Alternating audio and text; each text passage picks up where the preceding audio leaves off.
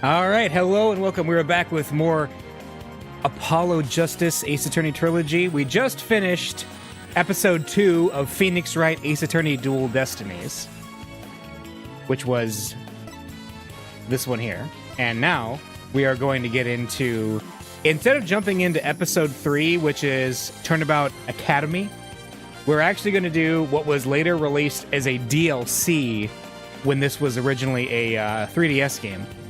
We're going to do this one because this is chronologically the next episode, and it involves Phoenix getting his law license back. Turnabout reclaimed.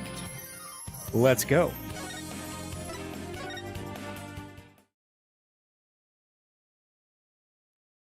My name is Phoenix Wright, head of the Wright Anything Agency and a lawyer.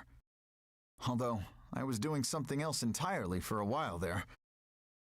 As for why I decided to formally get back into lawyering, let's just say there's unfinished business to take care of. Anyway, I thought I'd reminisce about my first case back on the job, and what a case it was. It happened only a few months after Athena joined our office.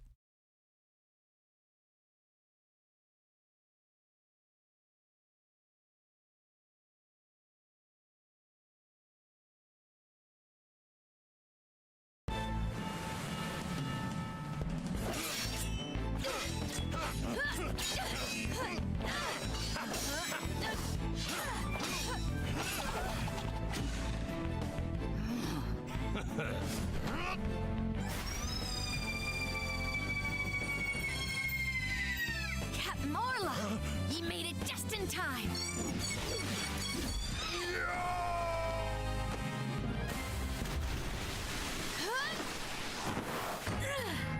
We be pirates, we love to sail the 7 seas. Just a bunch of scallywags who are as free can be. We swim through storms and waves, all because you see grand treasure and adventures waiting just for me. Yeah!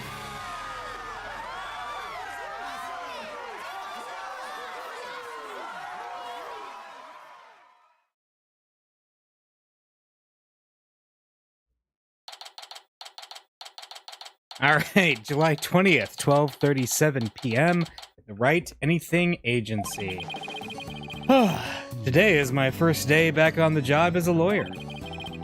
Putting this attorney's badge on again really makes it hit home. Boy, am I pumped. Even Trucy said, "Looking good, Daddy."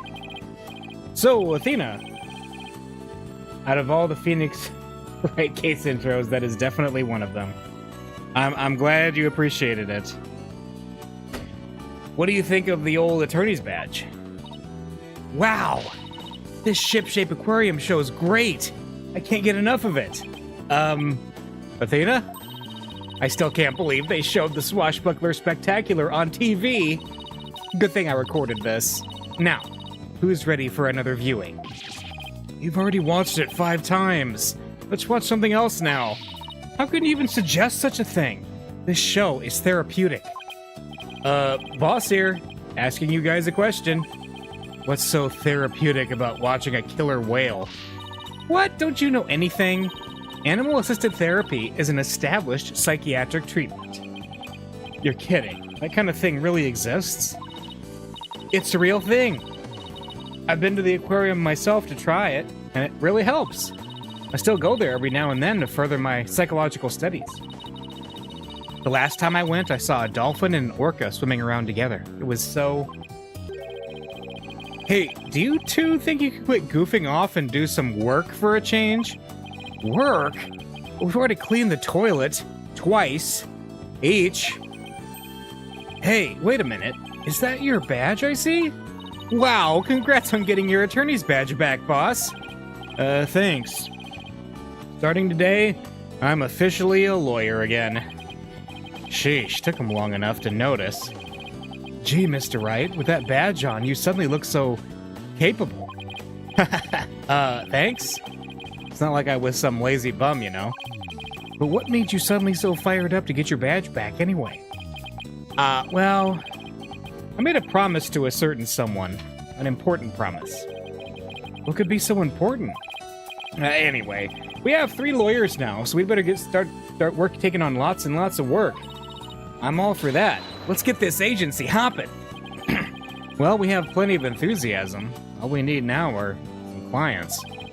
It's been 8 years since I last wore this badge. I feel like a rookie all over again. And this just in, the owner of Shipshape Aquarium, Captain Jack Shipley, has been murdered.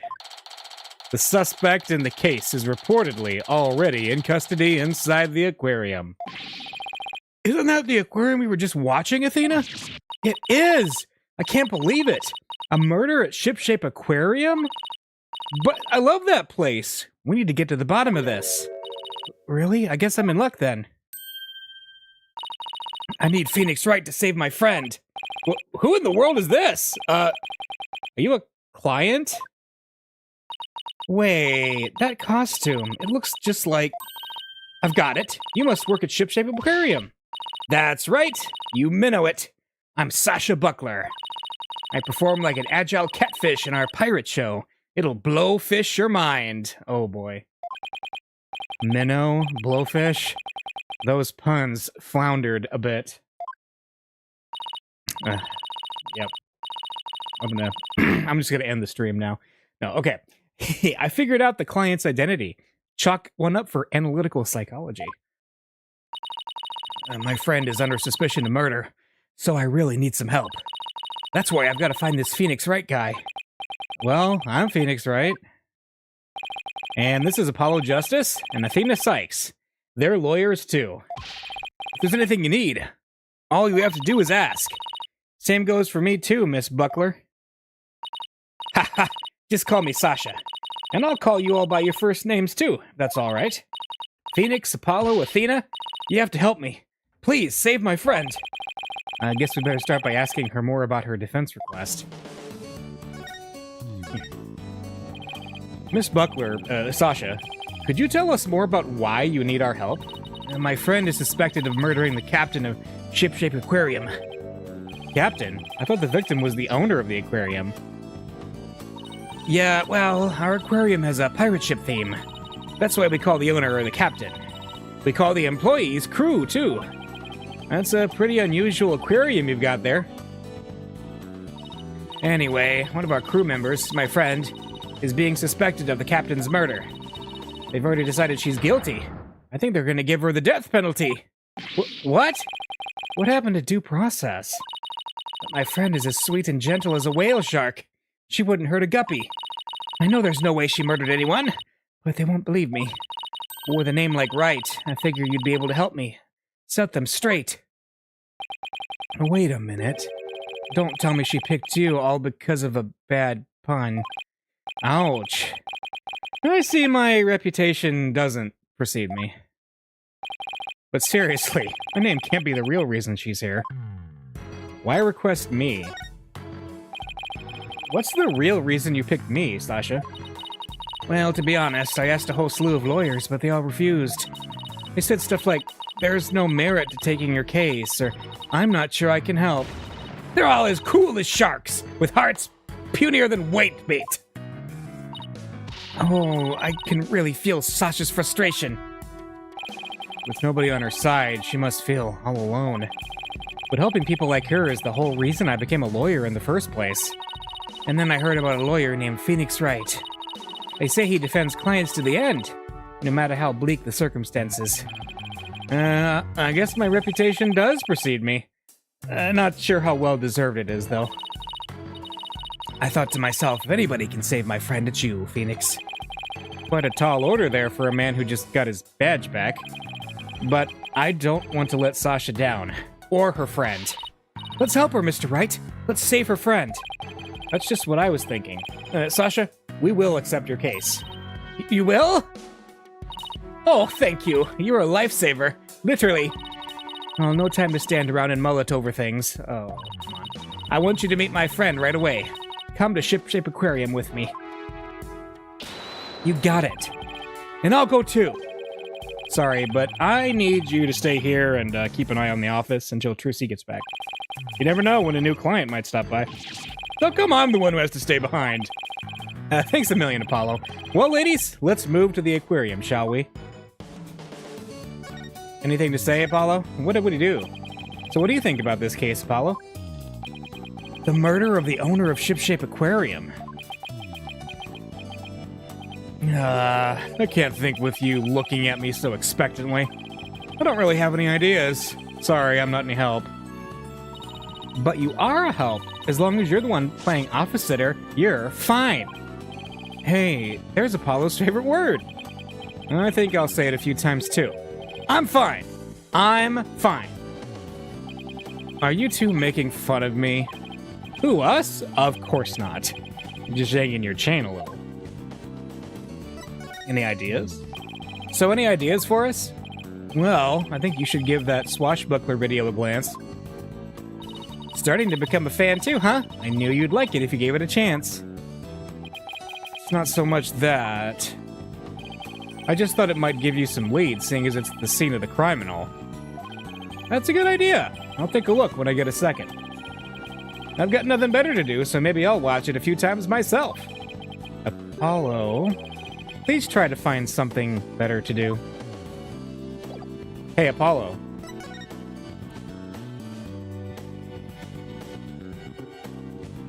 Being almost blown up didn't actually do anything to Apollo. Being forced to stay on office duty is how, yes, he became punished Apollo. Yes, that is exactly true. The return of a legendary lawyer. It's kind of exciting. Kind of. So how do I look with it? Wow, you present that thing like a real pro. You must have done it 1,000 times. It never really seems like enough to just have it pinned on my lapel for some reason. I get wanting to show it off. And when I first became a lawyer, I flashed that badge left and right. You still do that, actually. Yeah.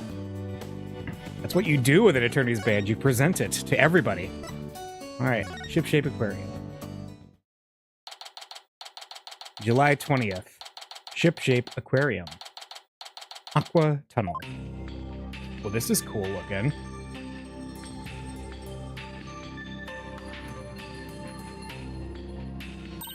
Wow, this is gorgeous. It's just like being under the sea. Yeah, this is the Aqua Tunnel, our pride and joy. I'm really glad you like it. I'm going to go on ahead and fill the detective in on your arrival. Take a look around the tunnel, and then come meet me at the pool up ahead on the right. Hey boss, look at this cute little fish. I bet it would be delicious grilled. Seriously? Is that really all you can think of? Well, I didn't get to eat lunch today. Oh, and here comes some grilled chicken. What? That's not a chicken, it's a penguin. Come here, little cutie. It's gone. It ignored me. Maybe it was hungry too. Oh, look. It dropped something. Ah, it's an ad for the Swashbuckler Spectacular show. That penguin had a whole bunch of these stuffed in his backpack. So it's passing out flyers, huh? How cute. Carrier penguin that distributes flyers. We could use one of those for our office. The Swashbuckler flyer added to the court record. Well, can't keep the client waiting. We better get going. Yeah, you're right. Time to roll up our sleeves. July 20th, Shipshape Aquarium. Unknown? Huh? I don't see Sasha. Ah! Are you two the lawyers Miss Buckler mentioned? Detective Fulbright? Are you the lead detective on this case? That's right. As long as evil exists in this world, there'll be no rest for me. And who is your sea urchin-like friend there? I don't believe we've met. Is he talking about me? I'm the defendant's lawyer, Phoenix Wright. Well, I'm Detective Bobby Fulbright. People don't usually get to see this area. It's only open now because of the investigation. You two are pretty lucky to get this peek behind the scenes of an aquarium. Lucky, right. This guy's even louder than Apollo. So, where is the suspect being questioned, and where is Miss Buckler? Here I be, me buckos. Oh boy. Yeah! Ah! Shiver me timbers! There be one of dread pirate Nostash's scurvy swabs. I beg your pardon? I'm not anyone's swab, scurvy or otherwise. More shameless than a sea lion you be, trying to make off with me best bucko. If you want to pick a fight with us, you'd best bring along an army of great white sharks.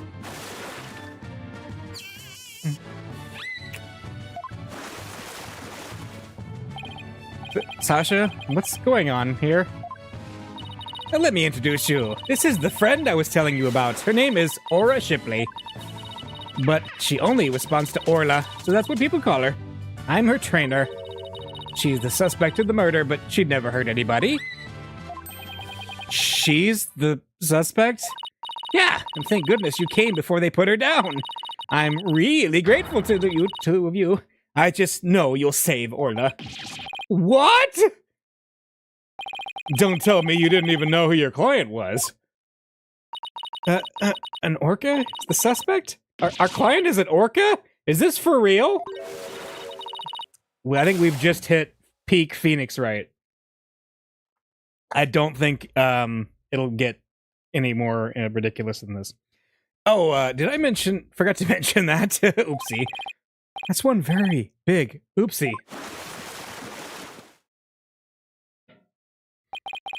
By the way, what was with that mustache earlier? Oh, this be part of me costume for the Swashbuckler Spectacular. When I'd be wearing the mustache, I'd be one of Captain Orla's swashbucklers. A transformation as dramatic as a pufferfish, wouldn't you say? I don't think I would ever say that. It's a pirate-themed aquarium, so that's why Orla is wearing a pirate hat, right? Yup, she really loves wearing hats. She puts them on all the time. But her fake mustache keeps falling off, so that's a problem. I see. Well, why don't we start with you telling us a little bit more about Orla? Let's talk. Orla the Orca, who is our client.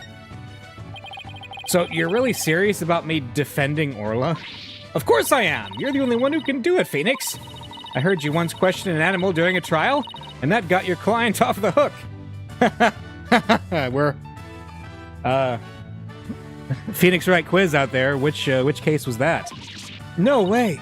You did that? I might have tried something like that at one point in my career. Oh, you're gonna have to tell me about this later. Or I'll ask Apollo for all the juicy details. When I heard you didn't discriminate against animals, I knew you'd hear me out. I have to warn you, though, I don't know anything about orcas. I mean, they don't eat people, do they? Yikes! I think I've made her mad. I won't have you talk that way in front of Orla. Orcas have feelings too, you know. Yeah, boss. They have emotions, just like we do. Sorry. Is anger the only feeling I inspire in women?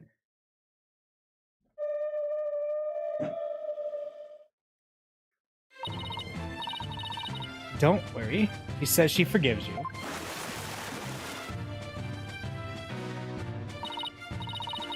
Besides, orcas are very picky eaters. Orla here only eats fish.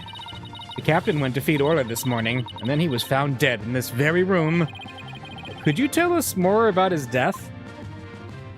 Talk about the murder. So the owner of the aquarium, Jack Shipley, was discovered murdered. Yeah, it was about 10:10 this morning, just after the aquarium opened. A visitor was viewing the orca pool from the visitor's corridor and screamed. The orca pool is this tank here? Yeah, that's right. This pool was built so that guests can see into it from the corridor on the first floor. The security guard and I heard the scream and came running into this pool room. Okay, so the guest was here, right? And then so that's them up there who found the body. Got it. So where we found the captain dead at the side of the pool. In the swashbuckler costume. He was as big and tough as an old crocodile, the captain. I still can't believe he's dead. Mr. Shipley was very important to you, wasn't he? I'm sorry, I didn't mean to get all sad goldfish on you. Sad goldfish? Okay, time to snap her out of it. When it's showtime, it's time to smile. That's what the captain always said. And by the way, do you know why exactly Orla is being accused of the crime? Why is Orla accused? Can you think of any reason why Orla would come under suspicion? The police think Orla went berserk during practice for the Swashbuckler Spectacular. But Orla would never do anything like that. Right, Orla?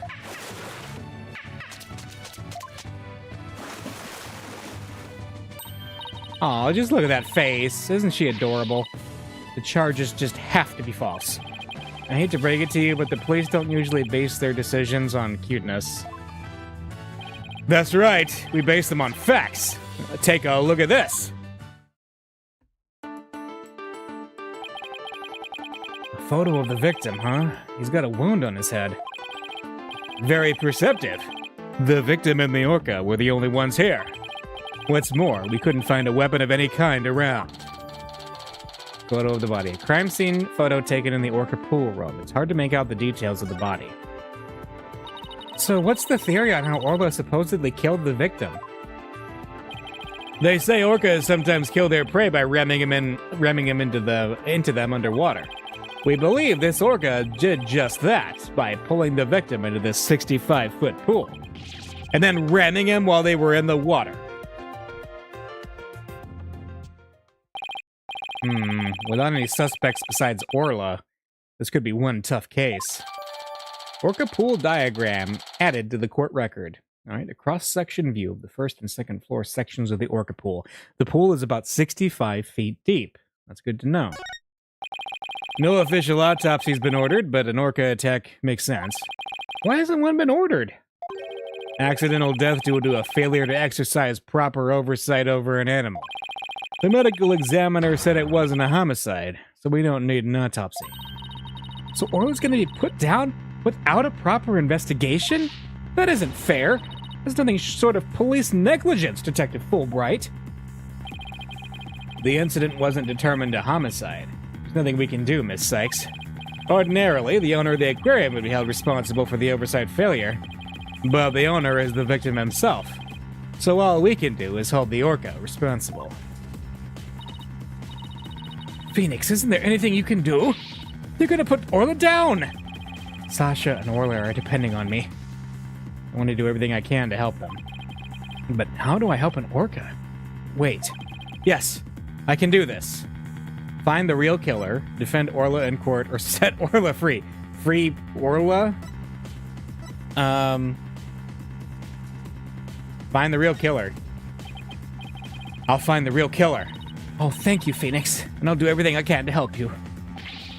Oh, wait just one moment. You're not a police officer or a prosecutor. You're not even officially the defendant's lawyer. You have no right to investigate. I'm not officially Orla's lawyer, huh? In that case, I know exactly what I have to do. Yes, I can do this. Defend Orla in court. Okay. I got my badge back now, so I know exactly what I have to do. I'll defend Orla in court. Huh? Even an orca deserves a fair trial. If the one responsible for Orla is dead, then I will take responsibility for her. Killed what? I guess doing crazy things just once in your career wasn't enough, huh? But what the heck? I'll take responsibility for her too. Are you two insane? This is a case of accidental death caused by an animal. So it's not a murder case. So Phoenix is officially the orca's lawyer now. Oh no, it's spreading.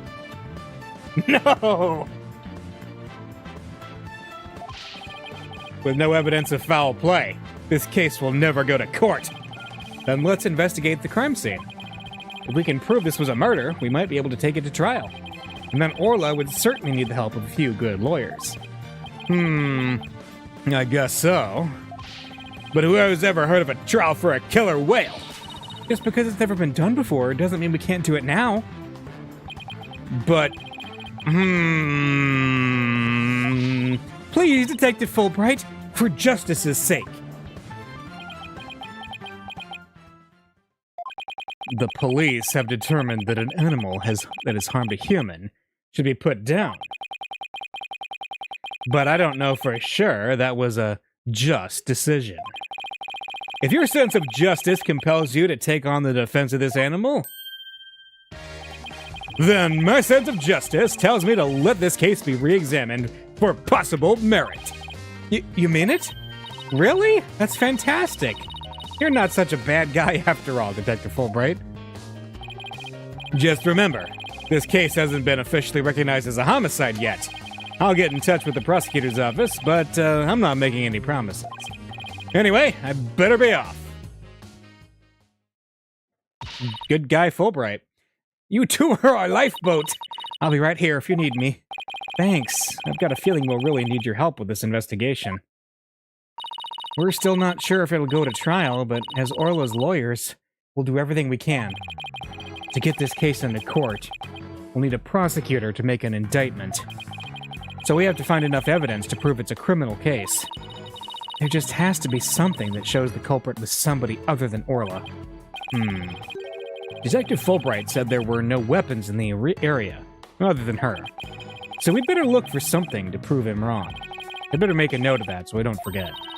You sure are organized, boss. Maybe I should get a notebook of my own. I just like to jot down notes on the case and the court record as I go along. We can use it as a sort of to-do list. Great idea! I'll add things too. And whenever we're stuck, we can just refer to the notes. To read my notes, open the court record, yep, and then flip to them. Yes, which is a super helpful feature. There. Note jotted. Now let's investigate this crime scene. There has to be some evidence here we can use in court. Examining this crime scene from every angle is the key here. That's right. If we change our perspective, we might come across new evidence. Let's first see what we can find using WASD. And then when we're ready, we can use B and M to change our perspective. Or if there's a particular spot that's got your attention, get right up to it and look away. Like that outline of the body in the far right there. Of course, talking to everybody involved is one of the keys to good investigation. Exactly. And if we present items to people, we might learn even more. Right. It all boils down to thorough legwork. Well, let's get started.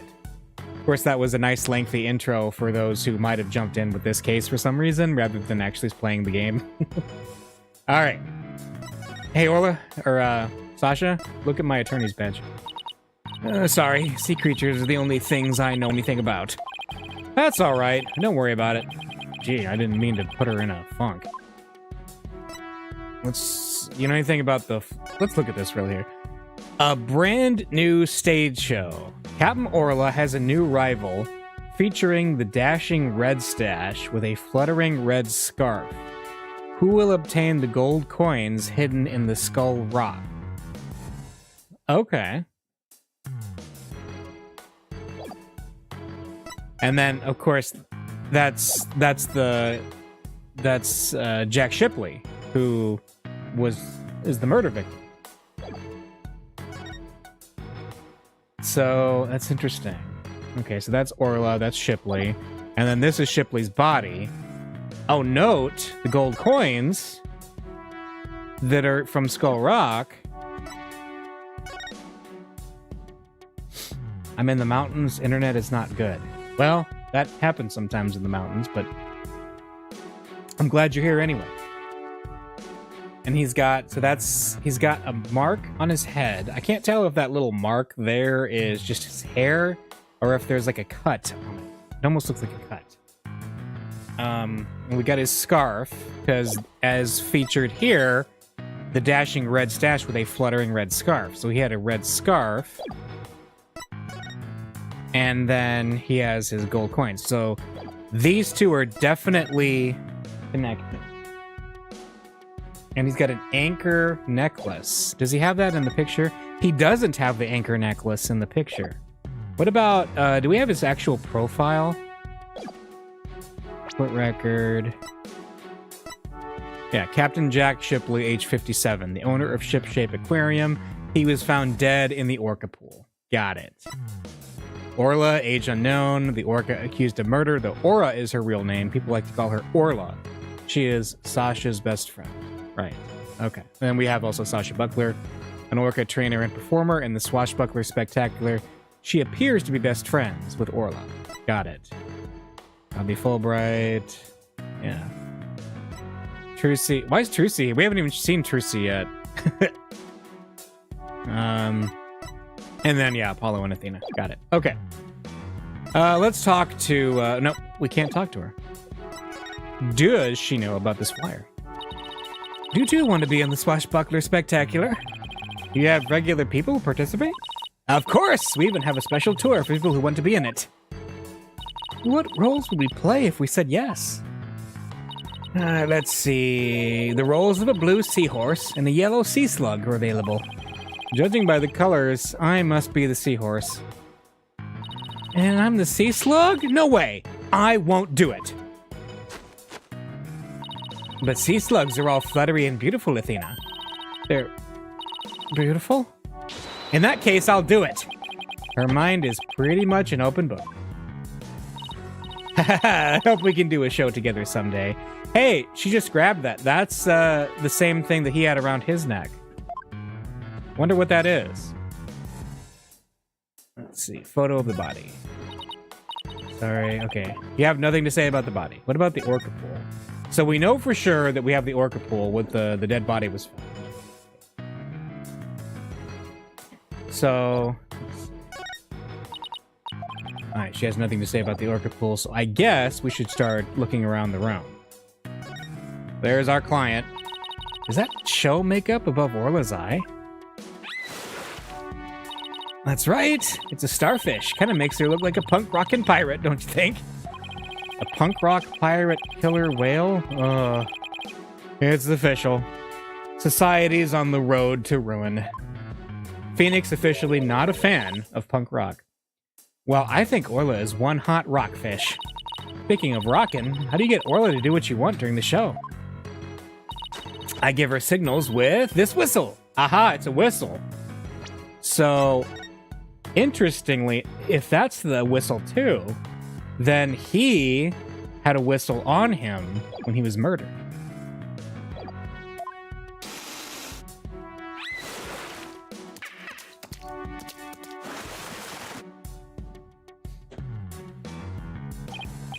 Oh, but I didn't hear anything just now.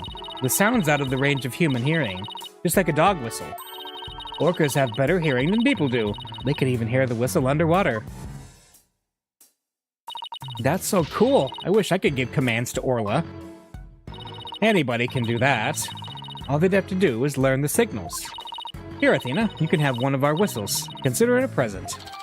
Whistle added to the court record. Okay.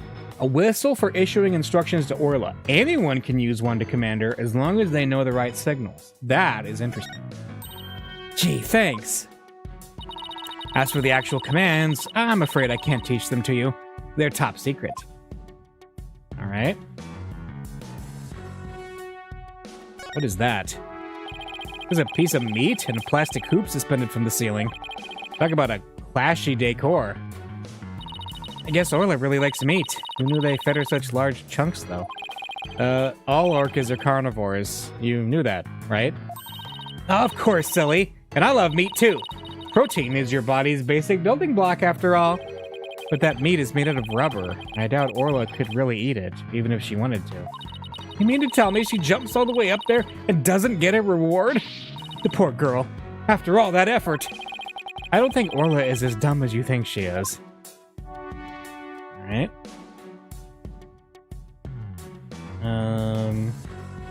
What's his anchor? It's too far away to get a good look. I better get a little closer first. What about this giant squid thing? Yikes! Look at that huge octopus. That must be a show prop, too. One of its legs is missing, though. Wouldn't it be exciting to take on a huge enemy like that? I'd like to give it a try myself. As a lawyer, that is. You know you have an insufficient number of limbs to out-object it, right? That's the next logical step. An octopus prosecutor. I think the Phoenix Wright series needs to stop being a coward and make it happen. Hey, look, there's an apparatus here to hang from. I don't think it's for people to hang from. It looks more like a crane to move things with. But Sasha was hanging from it during the Swashbuckler Spectacular. I bet there's all kinds of ways to use it, not just to move things. Come on, boss, try thinking outside the box. Is she trying to say I have a narrow-minded view of things? setting sun. Sunsets always remind me how quickly the day goes by. Oh, boss, it's just a painted backdrop, you know? Down, Athena. Of course, I know. I guess they use it for the Swashbuckler Spectacular. It looks like it's handmade.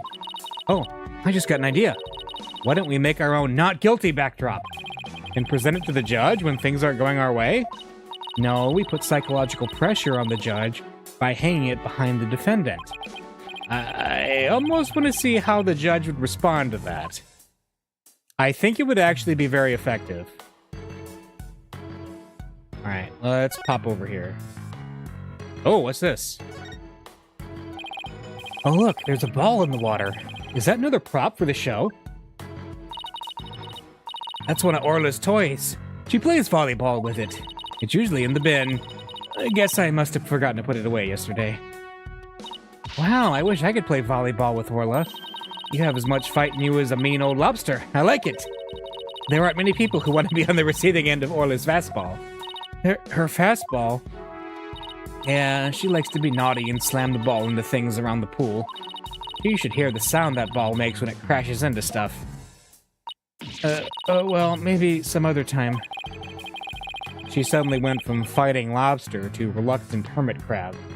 Reluctant hermit crab is better than giant enemy crab.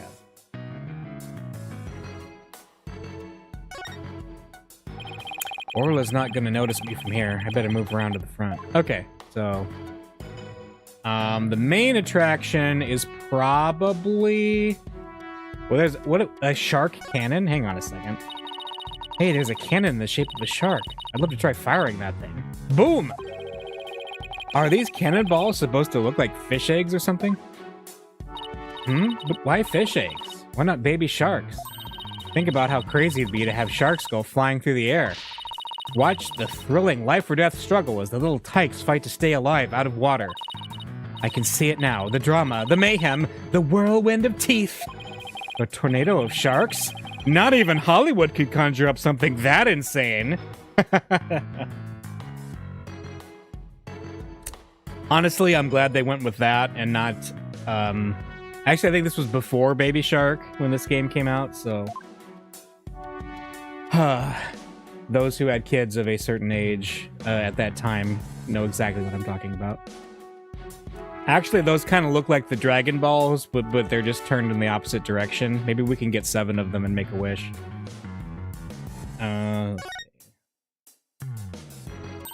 What a mess. Was all this stuff knocked over when the victim struggled with his killer? It's possible, but it would be hard to prove. Let's take a closer look, shall we? So this is where the body was found, huh? If they suspect Orla, maybe they found some evidence of an attack on the victim. Orla didn't attack the captain, she loved him! The captain rescued Orla when she was little, after she got beached on the shore. He tried to release her into the ocean, but she kept coming back. I can tell Orla's sad about losing the captain. She's just not her usual chipper self. Legend says that if you can manage to collect all of the cannonballs, you can make it so the circus case never happened. Oh man, that would be wonderful. Orla must really love this aquarium and the captain. She's the only one around here big and strong enough to play with the big, tough captain. Every day, she made a point of headbutting him and stealing his hat. Yikes. I guess you weren't kidding when you said the captain was a really strong guy. I guess that's about it. Under different circumstances, I would have loved to see the Swashbuckler Spectacular. The 3 of us always perform the show together. Me, Orla, and the captain. Today's show has been cancelled, but we put on a little performance for you now.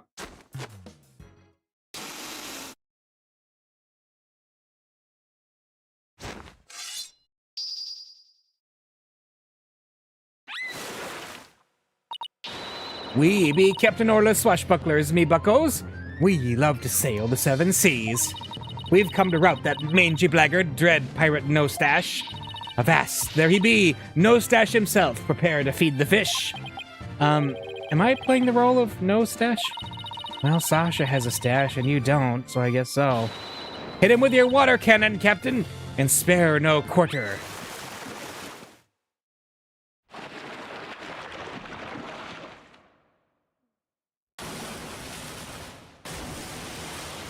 Was that the water cannon? Ah!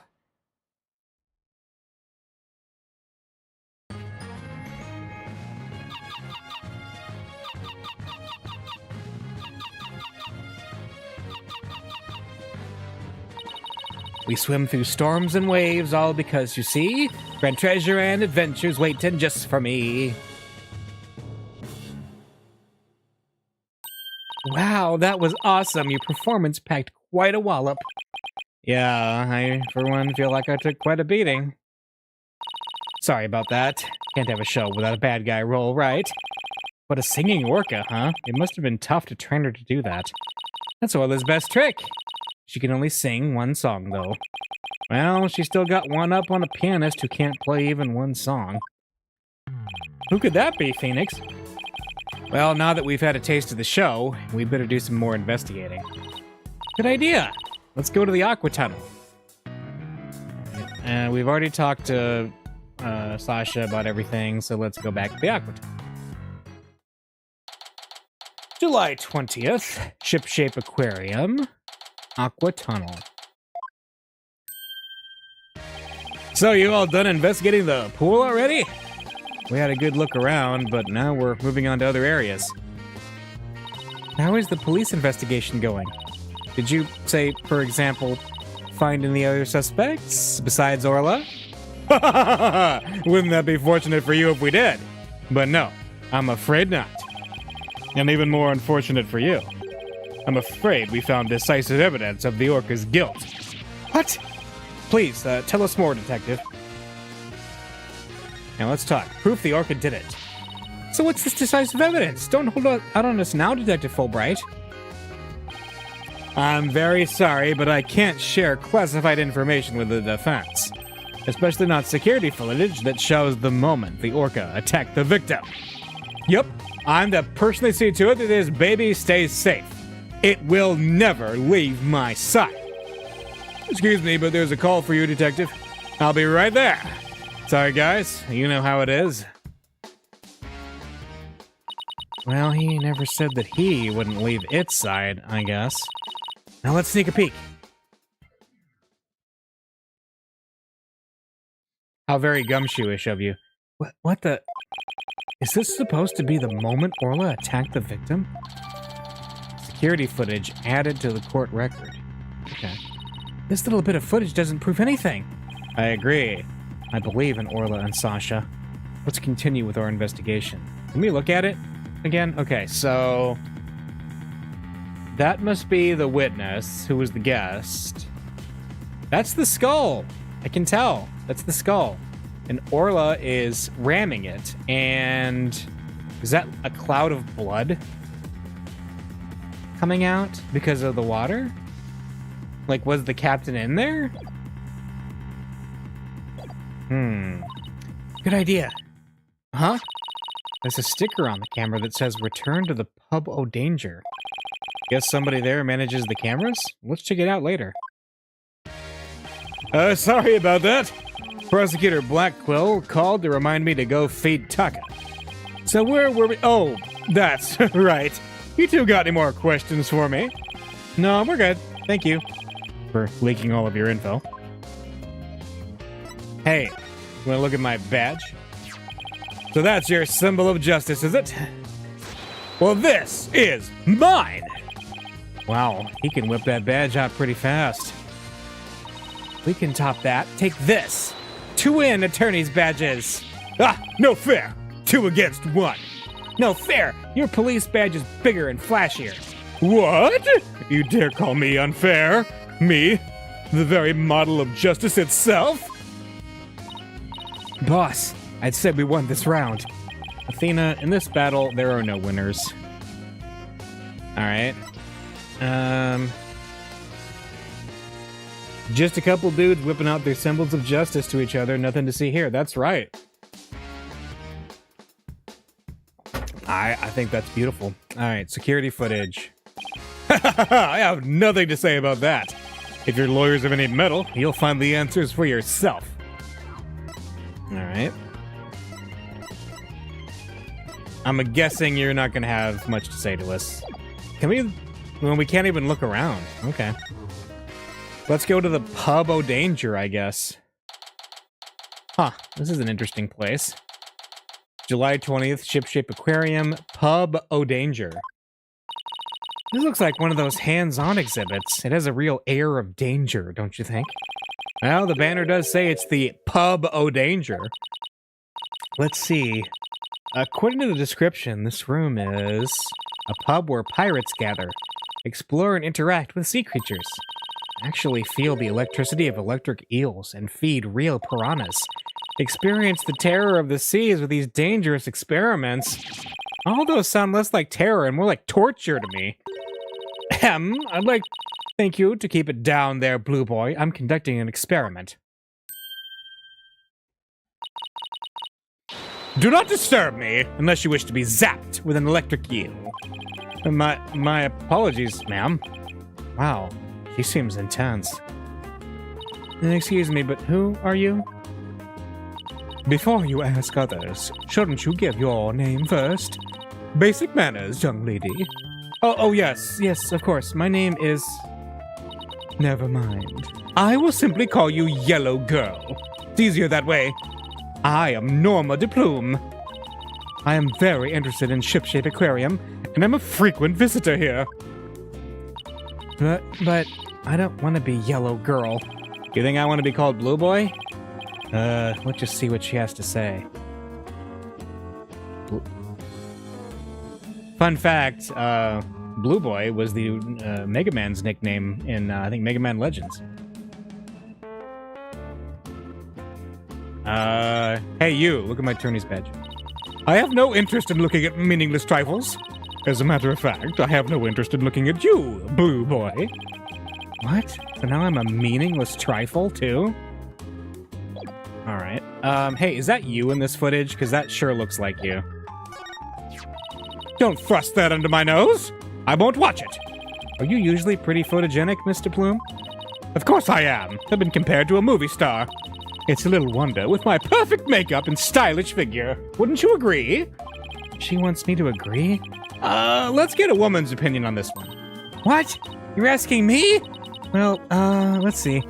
I do think you're very pretty, Mr. Plume. I get the distinct impression your words are full of hidden meaning. Well, I wouldn't say full so much as, full-figured. Athena! I'd stop right there if I were you. Okay. Let's talk. Norma de Plume.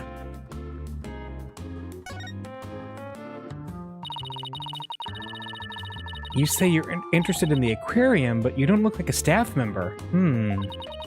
Let's see. I've got it. You're someone completely unrelated to this aquarium. That's some deductive reasoning there, champ. I am a visitor, a patron, a customer, a guest. And what might you be? I'm not a what? I'm a lawyer. Hey, that's what I was gonna say. And I run a law office. Well, whatever you are, I don't have the slightest interest. Just who does she think she is, boss? A visitor, a patron, a customer, a guest. Remember. Why you're here. I thought they closed the aquarium and weren't letting members of the public in. Oh, but I have special permission, you see. And why exactly is that, if I may ask? Well, because of the Heavens! I've said too much.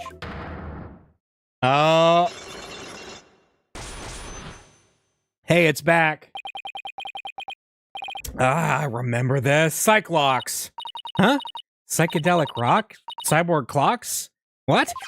No, Cyclops. It's, the power of this Magatama. It gives me the ability to see the secrets locked away in somebody's heart. If I can remove the locks, I can uncover their secrets. I didn't know you had a magical item like that. It looks like this lady knows something about what happened. I'll just use my Magatama and undo her Cyclops. I like that he just casually drops on Athena. Hey, by the way, I have this magical artifact that I've been holding on to for the past 9-10 years that lets me just see when someone's lying to me. Huh? I can't see the locks anymore. Huh? The color of the stone looks different from before. That's funny. Maybe it just out of juice? It can do that? Yeah. A certain girl I know poured her spiritual power into it for me. Without that power, I can't undo the Cyclops. No way!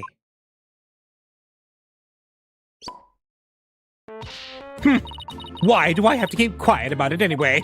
I've never been any good at keeping secrets. But I did promise after all, so I guess I'd better keep my mouth shut.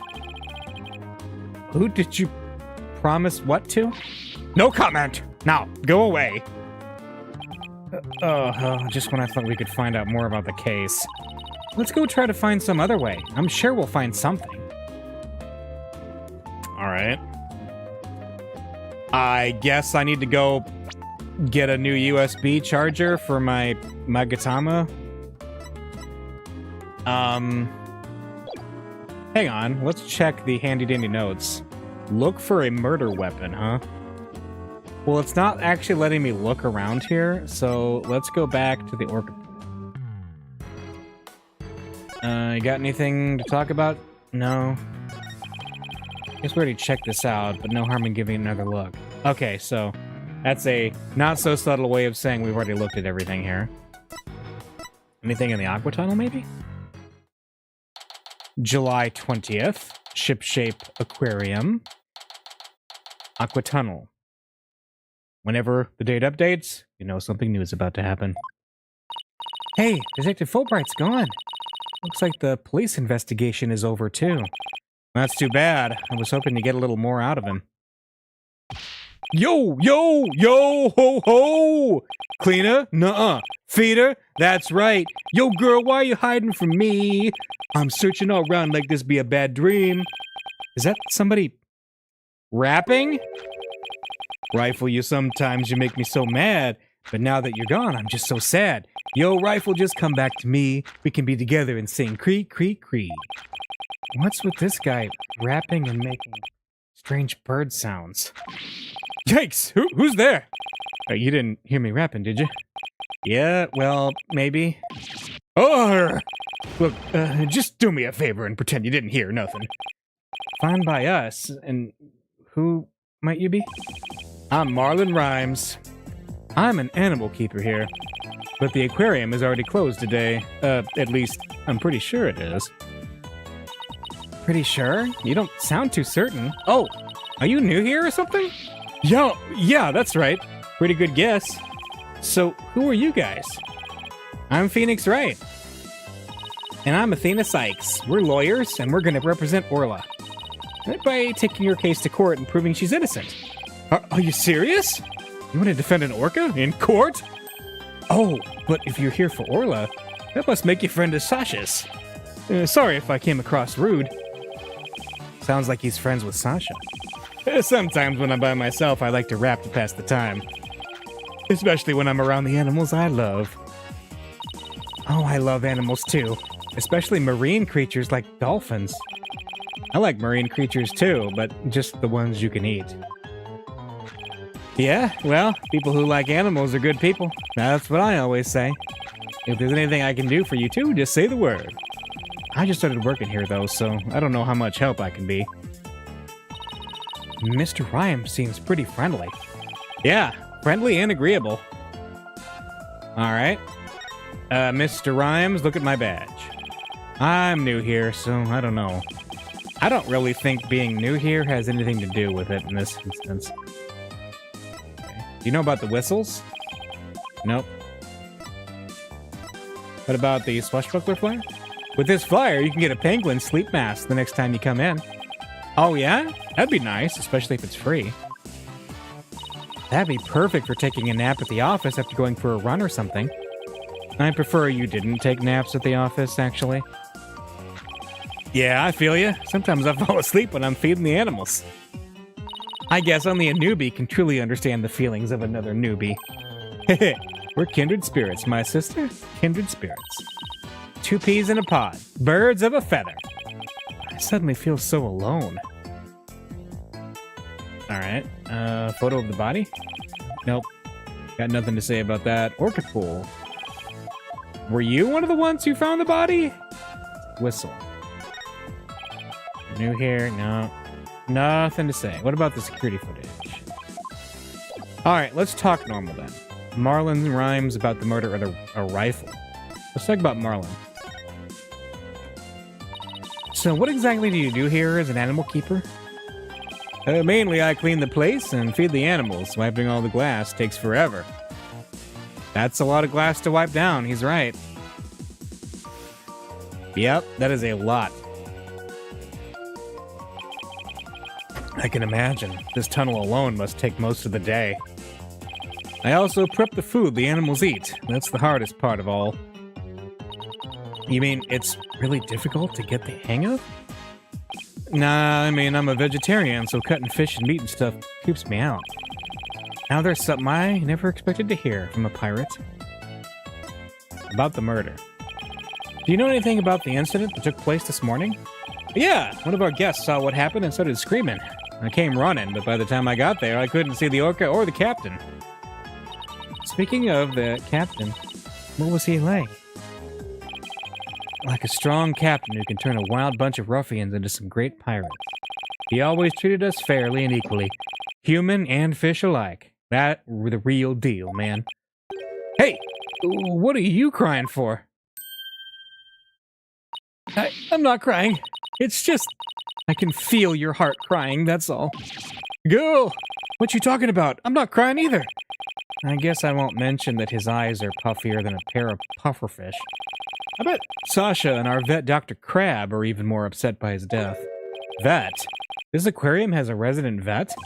Oh yeah, yo, hold up. I haven't seen Dr. Crab this morning.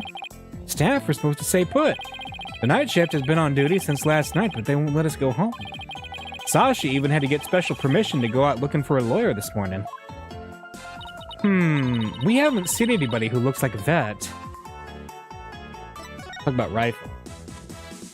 Were you rapping something about looking for a weapon earlier, or a rifle or something? No, not a weapon. Rifle is the name of one of our penguins. A penguin? Why would you name a penguin something like that?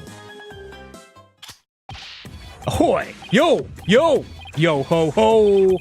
Prep for the battle, prep for the war. Little lady rifle gone even to score. Y'all think you can escape with your pride? Nuh-uh, you just gonna be straight up denied. Yo, yo, yo ho ho. Yo, yo, yo ho ho. Yep. Ever play that Jackbox game where you're doing like rap battles and you're just coming up with really stupid lyrics? That feels very much like that, but you're welcome. Anyway, that's what she's like, so we named her Rifle. Okay, but did you have to rap it? That's just how I roll.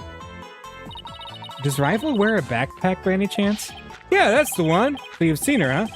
She's always running away. She's such a good runner, we decided to put her to work delivering flyers. Do you really want a dangerous penguin like that running loose? No, Rifle's not dangerous. She only attacks people she doesn't like. When we ran into her earlier, she didn't attack us. She straight up ignored us, actually. Hey, I have an idea. If you run into Rifle again, would you mind feeding her for me? She didn't come back to the pool at feeding time like usual, so I've been looking for her. She loves the smell of fish, so she might come over to you if you have some. Oh, I would love to feed a penguin. That'd be okay, right, boss? I don't mind. As long as you carry the fish. Fish. A large quantity of fish for feeding Rifle the penguin. Not surprisingly, it has a horribly fishy smell. Ew. Smells so fishy. Really? What a shocker. Oh yeah, besides Rifle, I've been looking for Small Fry, too. Small Fry? Was that another penguin? Nah, she's a friend I made. A high school girl. She went off looking for Rifle somewhere and hasn't been back. Is she your girlfriend? What? No way. Sasha is the one. So you like Miss Buckler, do you? Well, I really respect her, you know. We have different tastes in music, but I admire the way she lives her life. It's not like I like her, it's more complicated than that. I'm pretty sure that adds up to like. She tries to put on a brave face. But I think the captain's death is hitting her hardest of all. After all, it was her human show partner that got killed by that orca. So you think Orla really did it? Well, I can understand how Sasha feels, but she's the only one of us who doesn't think the orca did it. Oh, I see. I guess it isn't easy to believe in somebody who can't even speak up for herself. Anyway, let me know if you see Rifle or Small Fry, okay? Small Fry said she was gonna go check the orca pool. Maybe we'll head back there then.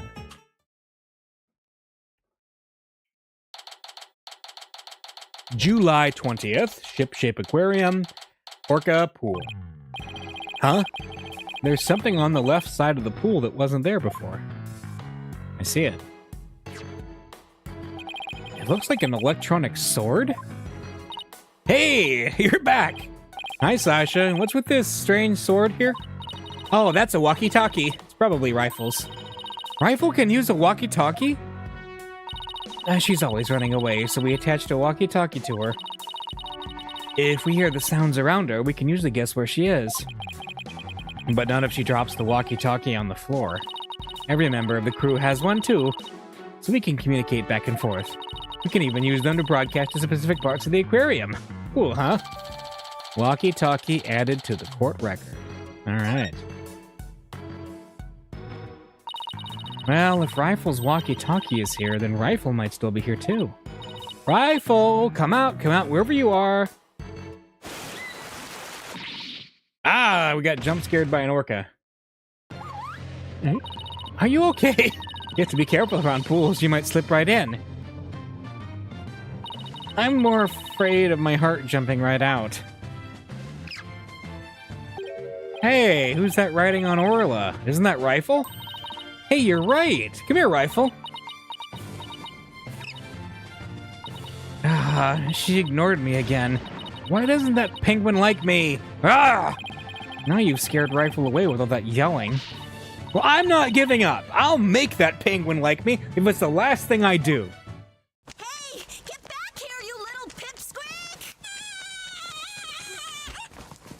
Oh, sorry, Rifle, but at least you seem all right. Huh? Oh.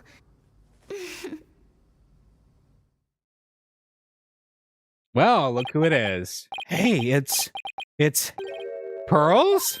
Oh, Mr. Nick! I haven't seen you in ages! Could Pearls be the small fry Mr. Rhymes was talking about? Congratulations on your return to lawyering. I've been thinking about stopping by your office for a visit to congratulate you. This is Pearl Fay. I call her Pearls. She may dress a little funny, but that's because she's a spirit medium. A real prodigy with great power, at that.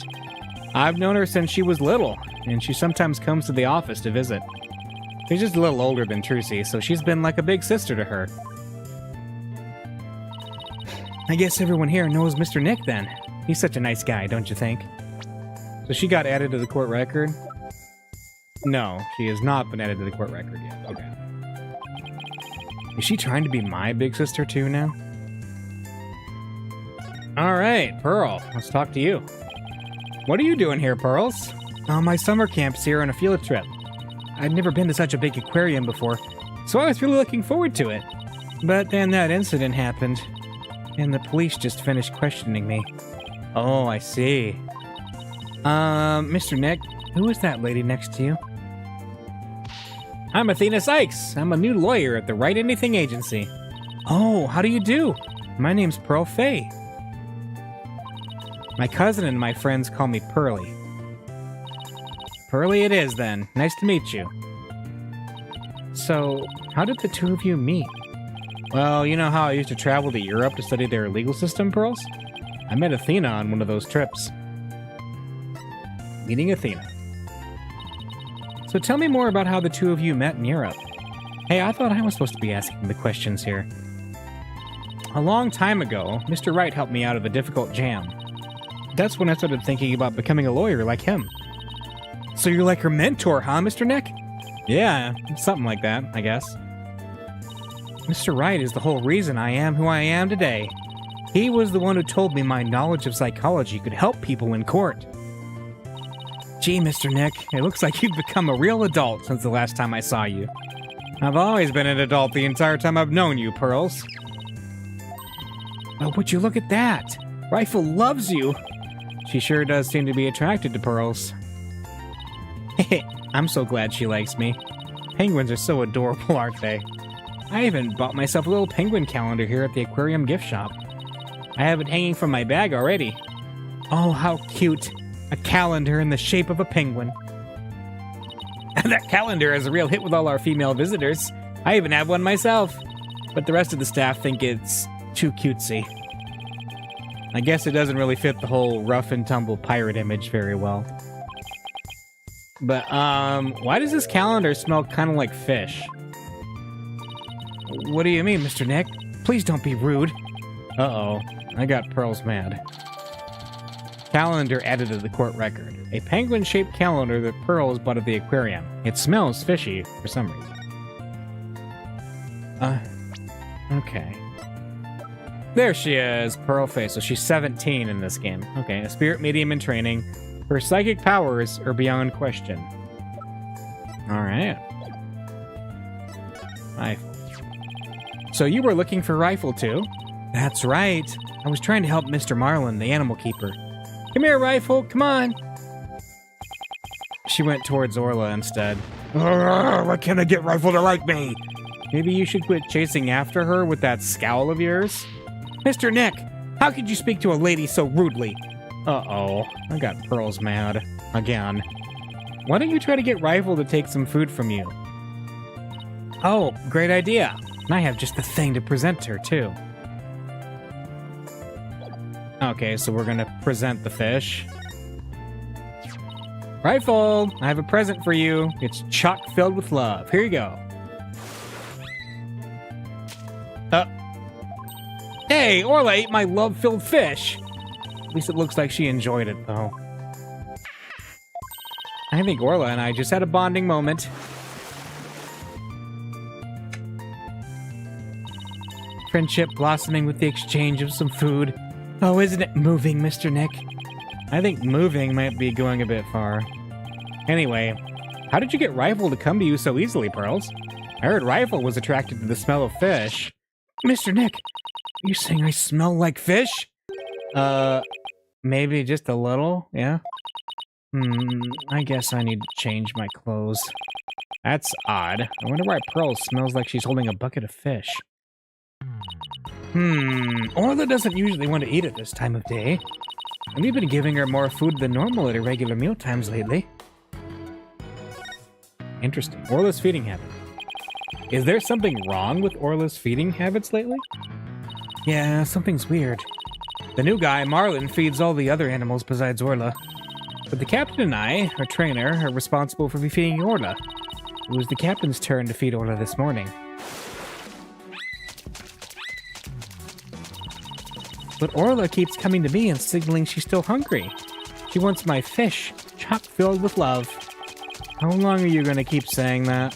She sure is excited to make a new friend. But I don't think the captain would have forgotten to feed Orla. Orla and Rifle. Rifle and that big creature there certainly seem to love each other. This is Orla the orca. Rifle and Orla are best friends. They belong together like a clownfish and a sea anemone. Care to phrase that in a way us non-biology majors could understand? Oh, so this orca is the suspect. I read the book once that orcas eat penguins. And don't you worry about that. Orla is really gentle, and she never eats anything but fish.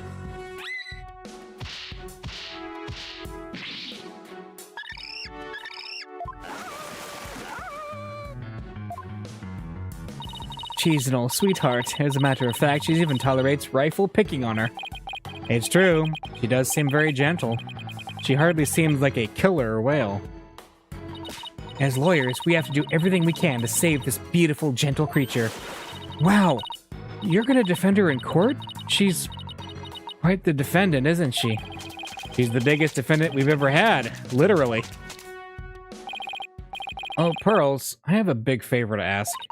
What is it, Mr. Nick? It's about my Magatama. Its spiritual power seems to have vanished. Oh, that Magatama brings back memories. I remember pouring my spiritual power into it. That was so many years ago. I guess that's why it's almost out now.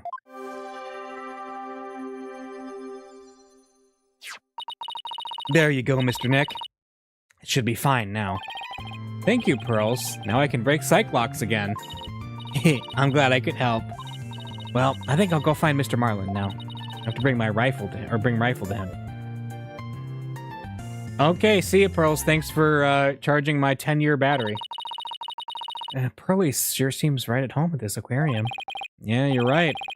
But didn't she say this was her first time here? Apparently, that girl was in the staff corridor earlier this morning. That's why the detective was questioning her. What was Pearls doing in the staff corridor? I don't know. I thought she was Marlin's friend or something. The staff corridor, huh? Something about that doesn't sit well with me. Orca pool diagram updated in the court record. Well, if it bothers you, why don't you just ask her about it? Yeah, good idea. Let's go catch up with her. July 20th, Ship-Shape Aquarium, Aquatunnel. Looks like Mr. Rhymes and Pearls are talking. Ahoy! Based small fry was so clutch with the assist. Based. Rhymes and rifle reunion, a tale ended in bliss. Now Animal Keeper Rhymes ain't gonna get cut. Mad props, small fry, this case is now shut. Yo, yo, yo, ho. Ho! It was my pleasure. See you again sometime, Rifle. Okay, let's go, Rifle. See you, small fry. Oh, Mr. Nick, I didn't see you there. Well, let's talk about your relation to Rhymes. Hey, Pearlie, you and Mr. Rhymes seem to be really good friends. Could you tell us more about your relationship? Well, I... Oh, no. Pearls? Why do I see a psych lock? I'm sorry, Mr. Nick. But I really shouldn't talk about it. I don't really feel right about digging into Pearls' affairs. But she was here at the aquarium at the time of the incident. Whatever she's hiding could help us in court. Sorry, Pearls, but I'll have to use my Magatama on you. Alright.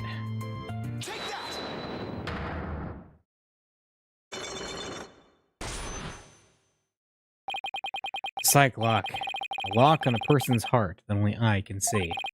The deeper the secret is hidden, the more locked there will be.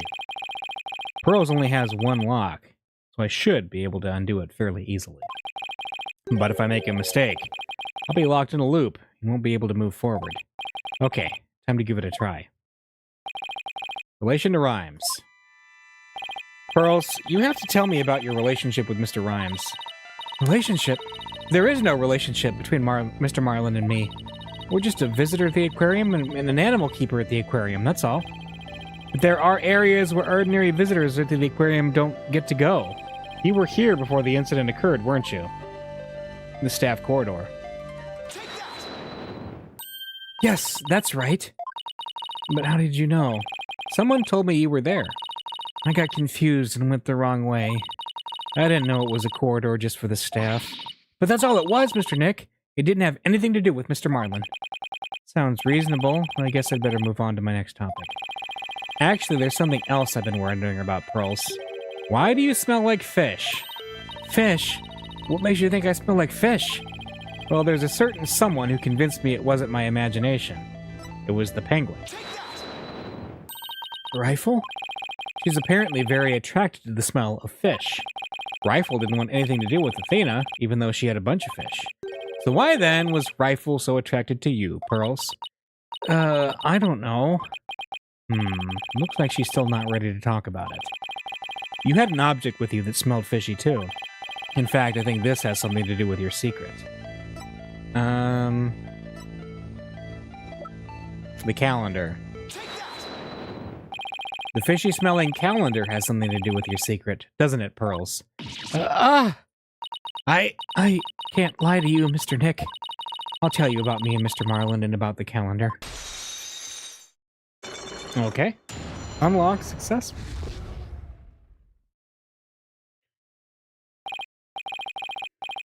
Phew, it was only one lock, but it sure took some work.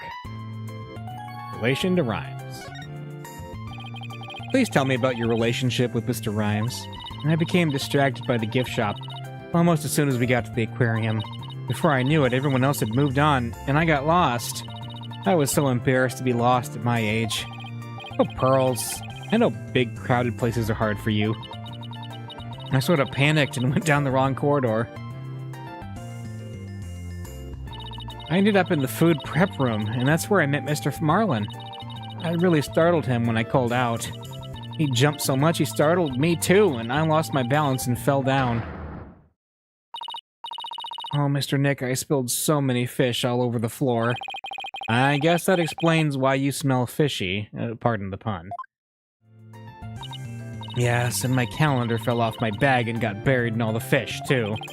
But it doesn't explain why Pearls wanted to keep it a secret. Why'd you hide it? Why did you want to hide your meeting with Mr. Rhymes?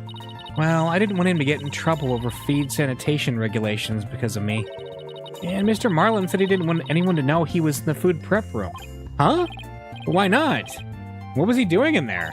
Well, before I spoke to him, he was staring at a calendar. Yeah, but because of me, he dropped his calendar too. We had to search for it among the fish. Wait a minute. This calendar of yours, it already has writing in it. It does? But I didn't write anything in it yet. There's something written here under today's date. Meet the captain at the Orca pool at 7 a.m. Maybe my calendar and Mr. Marlin's got mixed up. Pearls, about what time did you run into Mr. Rhymes? Well, I think it was about 10:15 when he had the info desk announce that I was lost. So I must have first got into the prep room at 10:10. I see. Do you mind if I hang on to this calendar for a while? It might be a clue to the victim's movements before he was killed. All right, but be sure to give it back to Mr. Marlin later, okay? Calendar apparently belongs to Rhymes. It was accidentally switched with Pearls' calendar around 10:10 a.m. Good. Now maybe I'm ready to remove Mr. DePlume's Cyclops too. Thanks, Pearls. Sorry we had to use the Cyclops that you discharged for us on you, but you know. July 20th, Ship-Shaped Aquarium. Pubbo danger. You people again? You're becoming quite the nuisance. If that veterinarian won't come out, then I might just have to give up and leave. Veterinarian? Is that the Dr. Crab Mr. Rhymes was talking about? You are correct. He likes to shut himself up in the back room there and won't come out. But I don't think he's even in there today. So I'm about ready to go home. She sure seems to know a lot about the workings of this aquarium. And maybe a little something about the incident this morning, too. Mr. Wright, this is no time to be standing there thinking to yourself. It's time to put your psychedelic clock skills to work and uncover her secret. That's Cyclops, Athena. Cyclops. All right.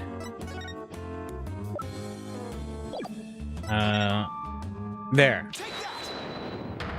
Psychedelic clock powers go. Why you're here. Mr. Plume, I want you to tell me the secret you're hiding. I'll do nothing of the sort. It would mean breaking my promise. I don't know who you made this promise to, but you will tell me. You're not an aquarium employee, and yet here you are after the place is closed. That must mean you're connected to the incident involving the owner somehow. Oh, I don't know anything about any incident involving the owner. No, I think you do. I have a piece of evidence here that suggests you do know something. The security footage. According to Detective Fulbright, this shows the orca attacking the victim. And the person in this footage is wearing an outfit, just like yours, Mr. Plume. Oh, I suppose there's no hiding this bombshell figure, is there? Yes, it is I. And I think I can guess why you're here at the aquarium. You aren't simply a visitor to the aquarium. What you really are is an investigator, a witness, a ship-shape employee. You're a witness. You are a visitor who also happened to witness the death of owner Jack Shipley. That is Oh, I want to say it, but I promised the police. It's not good for you to keep things inside, you know. I'm sure you'll feel much better once you get it all out. I give up. I'll tell you everything.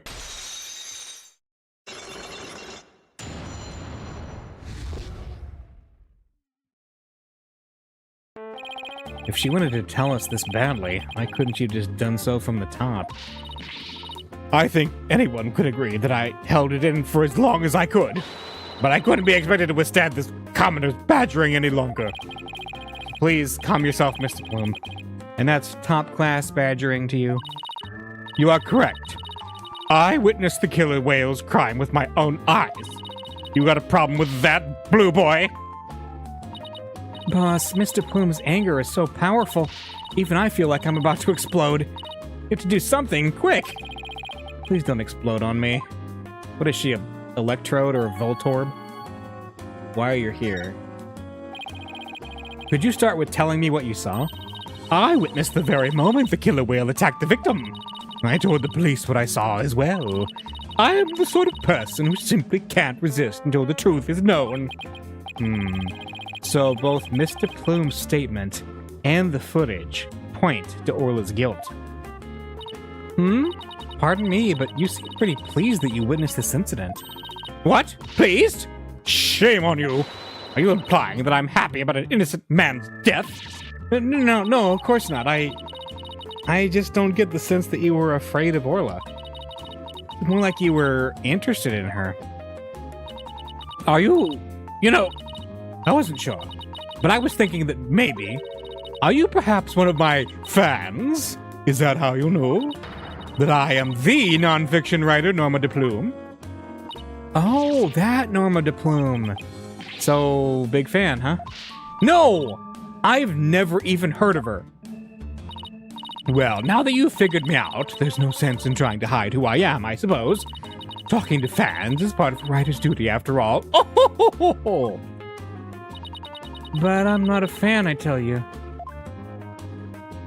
Alright, non-fiction writer. So, what exactly have you written, Mr. Plume? Oh my, you mean to say you truly aren't familiar with my work? I write the truth. I take great pride in my craft, you know.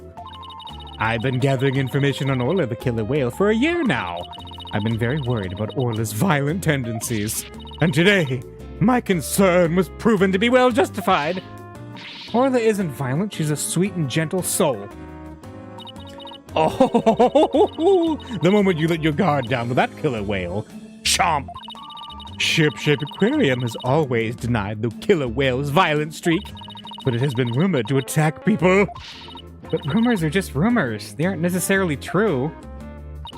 Yes, I realize that, but I only write the truth. That is why I questioned the owner directly, but he refused to allow my research, and even he had the audacity to say to me, "You're nothing but a nuisance coming here day after day. Don't ever come back again." It sounds like her research was a bit too much to take. But then, how did you get in here if you've been blacklisted? I have my methods. Oh, this lady is shameless. Let's talk about Orla's violent streak. We won't let you speak badly of Orla. We're gonna defend her. I'm only stating what I saw with my very own eyes. I came to the aquarium today to observe the killer whale, but on my way to that thing's tank, I heard its cries. You can hear Orla from the visitor's corridor? There are speakers there in the corridor up near the ceiling. Apparently that speaker is there so visitors can hear the killer whale's sounds. In any case, as I approached the killer whale's tank, I heard its cries. But when I arrived, I saw something terrifying. What did you see? The killer whale stealing the swashbuckler spectacular hat the owner was wearing. And then, the moment it bit him and shook him mercilessly to death within its jaws. What? Orla bit the owner to death? In justice we trust! So, I take it Mr. Plume's just finished telling you what she saw? Detective Fulbright, I guess you've already heard it too. Yep, when we took her statement earlier. As you heard, I'm afraid that accidental death is really the only thing it could be. Yes, and a dangerous creature like that cannot be allowed to harm anyone ever again. But she's not dangerous. Sorry, but the prosecutor's office said the case didn't have enough merit to go to trial. There was one prosecutor, though, who expressed an interest in the case. Really? Then could we have that prosecutor take a look at the investigation reports? Unfortunately, I doubt even he'd take action without evidence of a homicide. Look, I understand how you feel, Mr. Lawyer, but maybe you should give up on this one. Not a chance. We'll just re-examine the crime scene and strengthen our case. Well, if that's your version of justice, I won't stop you. We won't rest until we find proof it wasn't accidental death, Detective. You'll see. Let's go, Mr. Wright. Time to check out that crime scene one more time.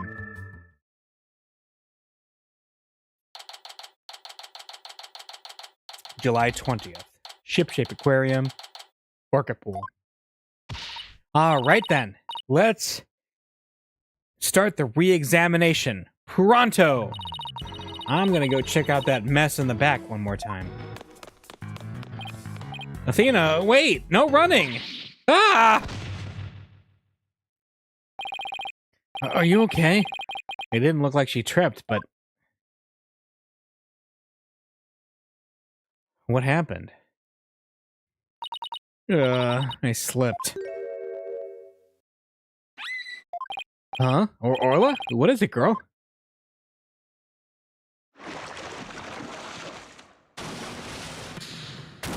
Ah! Athena, are you alright?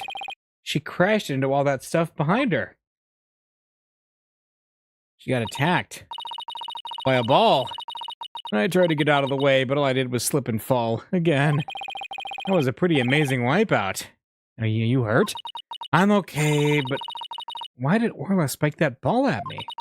After all the fish I gave her, I thought she liked me. Maybe she thought you were the main entree. Very funny, boss. In any case, let's give the ball back to Orla. What the heck? Huh? Looks like everything got shifted around when I fell on it. Hey, you're right. There are things now that we couldn't see before. Like another ball. I guess Orla really likes them. Look, there's something new by the outline of the body, too. We'd better take a good look around. Yeah, we got some new stuff here. Wait, what? There's a wanted poster for Marlon Rhymes and a wanted poster for Sasha Buckler. They look very One Piece. Alright.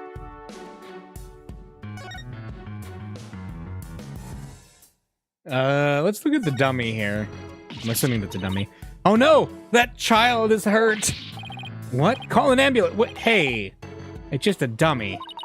It is? Oh, I mean, of course it is. I was just testing your response to an emergency. Well, I guess we just found out that you don't bluff well under pressure. Grr. I guess I'll just have to keep practicing then. I wonder what the dummy is for anyway.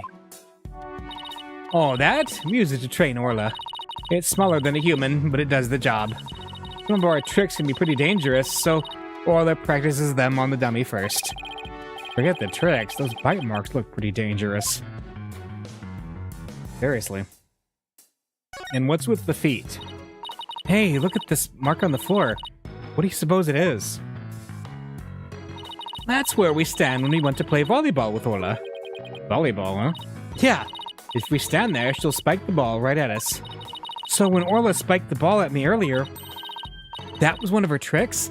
It doesn't mean she hates me? Nah, she wanted to play with you. She loves volleyball. She used to play with the captain all the time. Aw, Sasha looks so sad. Okay, time to snap out of it. This is no time to be all dejected and mopey like a blobfish. That's right. Time to put on a smile and stay strong, right? What's a blobfish? Or do I not want to know? Oh, a bloody coin? What's this? A coin? Mr. Wright! There's blood on it! What does it say? Pirates, gold coin, pirates, gold coin. Okay. You're right, but it's dried. Do you think it could be the victims? And what was it doing all the way over here in the first place? I think... because the gold coin's hidden in Skull Rock. Yeah. And he was laying on the gold coins. Yep. I'm not sure, but now that we found blood outside the pool, it just might help us prove that there's more to this case than just accidental death. Hey, you're right. Orla certainly can't leave the pool after all. Bloodstained coin added to the court record. Speaking of coins, take a look at this. There are a few coins around the body here, too. You're right, boss, but where did they go? They aren't here anymore. You don't think somebody picked them up, do you?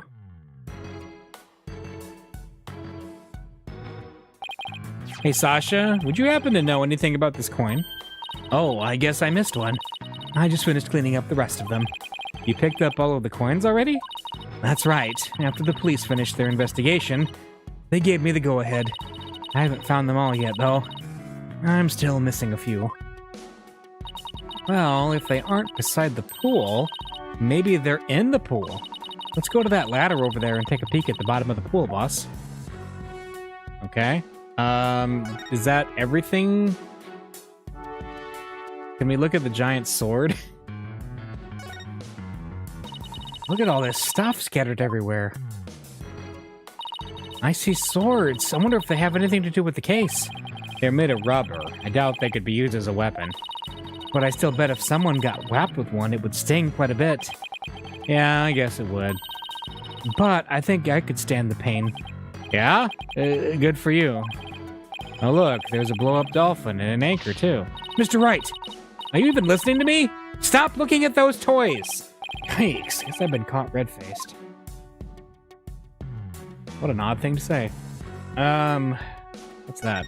Ball. Looks like we just found that giant octopus prop's missing leg. Wow, I bet you could get a whole lot of carpaccio from a giant leg like that. Well, let's go to the ocean and try and catch a giant octopus of our own. Yeah, but even if we did catch one, how are you planning to slice it up? Can't problem, that's what man invented chainsaws for. I've never seen anyone so hell-bent on chomping down on some giant octopus. Well, I doubt we could catch one that big anywhere near the shore anyway. The more roadblocks you throw up, the more I want to do it, you know. Oh, I can't wait to get started. It would appear that Operation Discourage Insanity has backfired. Too bad. And then here's the sword. There's a broken sword here. Makes me want to go play an adventure game from the 90s. The tip of the blade is missing. Guess it just broke off. Don't tell me it happened when Athena fell over. You better not be trying to pin the blame on me, boss. What? No, of course not. No use trying to hide it. It's written all over your face. Besides, the broken part isn't even here. How could it have been my fault? I better watch what I think. I'll get every little thing thrown back in my face. It's kind of like how Naruhodo, every single thought he had, everyone just listened in on.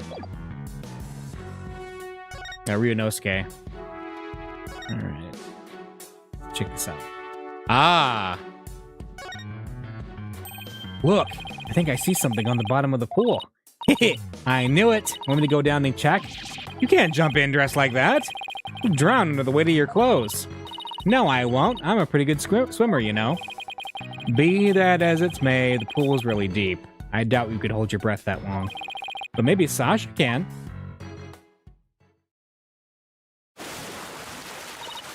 Ooh! Phoenix! Look at all these coins I found at the bottom! Thanks, Sasha. So there really were more of them down there, huh? We seem to be finding them all over. I wonder how many there are altogether. Including the ones I put away, there's 300 of them. They're for the show. Sounds like they'd be heavy.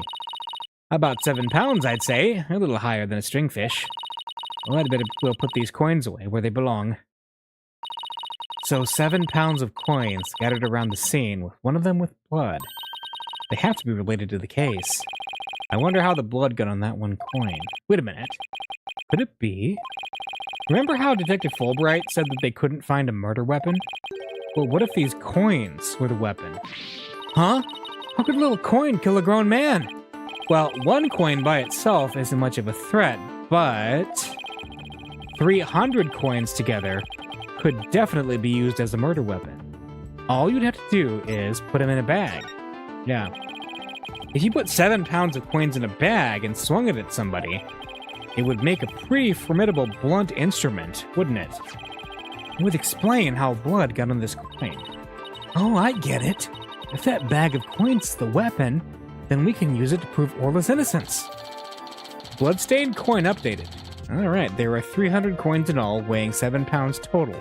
This makes it a likely murder weapon. But I don't see anything resembling a coin bag around here. And maybe the killer took it out with them. Yeah, it would certainly make it look like Orla did it if they did. You know what I think, Mr. Wright? The bloody coin alone should be enough to prove this might have been a murder. I agree. It shows the possibility of a human killer rather than Orla. Yes, this is just what we needed. Let's go show this coin to Detective Fulbright and Mr. Plume right away. Good idea. Let's hope they're still at the pub of danger.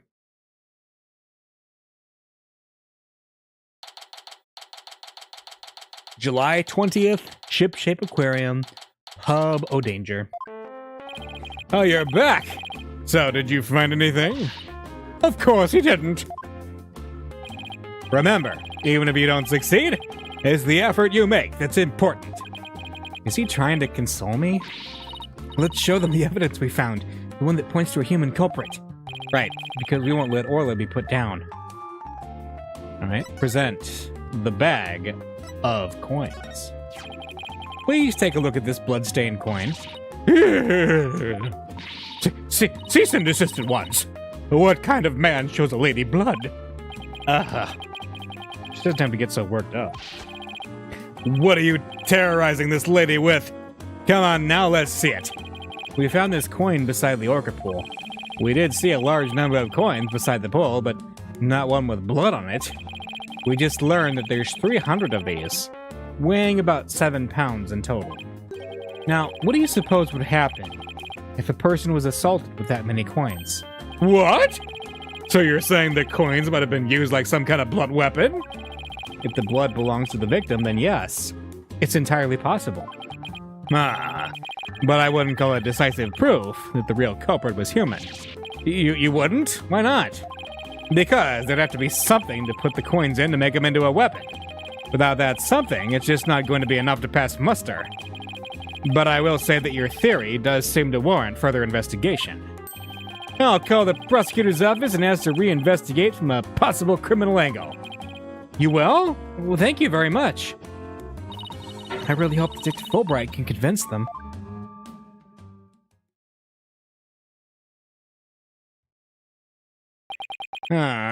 You won't believe the answer I got. When I explained your passion for this case and the police investigation, they said that the prosecutor I mentioned earlier would be willing to take this to court. Really? So does that mean a new suspect has emerged? No, I'm afraid not. To be frank, Prosecutor Blackquill said he just wants to prove that orca's guilt in court. What? It's Prosecutor Blackquill that wants to prosecute Orla? That's fine, Detective. Thanks for arranging this for us. Well, I must say, you're taking this rather calmly. Defending Orla in court was my idea from the start, and I'll do whatever it takes to save her. In that case, I'll do whatever I can as well to see that justice is served. Mr. Plume, will you be a witness for the prosecution? A trial for a killer whale? I've never heard of such recklessness before in my life. But I will reveal the truth about this killer whale, and then write all about it. Sounds like a plan. Now, if you'll just come along with me, we have to prepare for tomorrow, and I still have to arrange for an autopsy. Oh, I look forward to tomorrow. Until then, blue lawyer and yellow fan.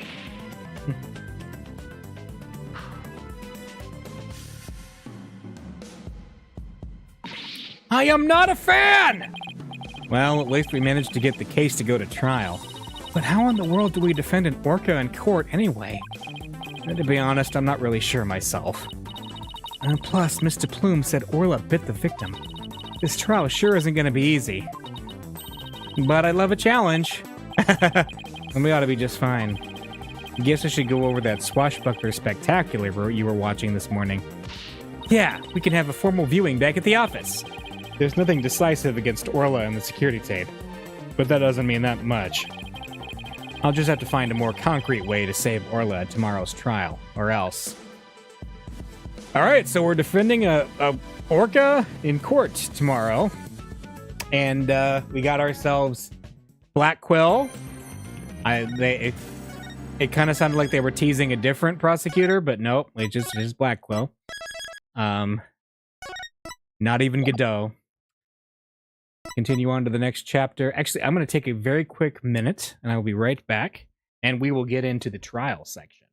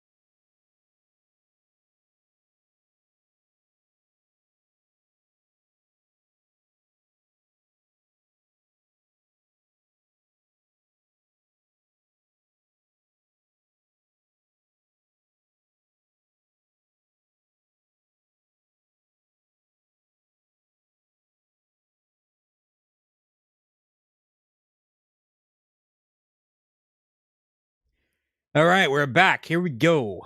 On to the next chapter. July 21st, 9:21 a.m., District Court, Defendant Lobby, number 3. Good morning, Mr. Wright. Good morning. Chipper as ever this morning, I see. I'm just thankful we actually get to have a trial for Orla. As a matter of fact, I just ran a few laps around the courthouse to get extra pumped. And I just splashed my face with some water to get the sleep out of my eyes. Oh, I also queued the Swashbuckler video so we can watch it at any time. swashbuckler video, okay? A TV recording of a performance featuring Orla, Sasha, and Jack Shipper. Thanks. Just might help our case. By the way, you have some serious dark circles. Did you stay up late watching this? What? Me? No, I just woke up early, that's all. Guess I need to cover them up. I get ragged on enough as it is by Prosecutor Blackwell. Speaking of being pumped, I'm pretty fired up for this trial, too. It's been a while. That explains why your hair is spikier than usual. I mean, look at it. It's all super pokey and prickly and stuff. It's amazing. That was a compliment, right? Good luck, Mr. Nick. I'll be cheering you on from the gallery. Thanks, Pearls.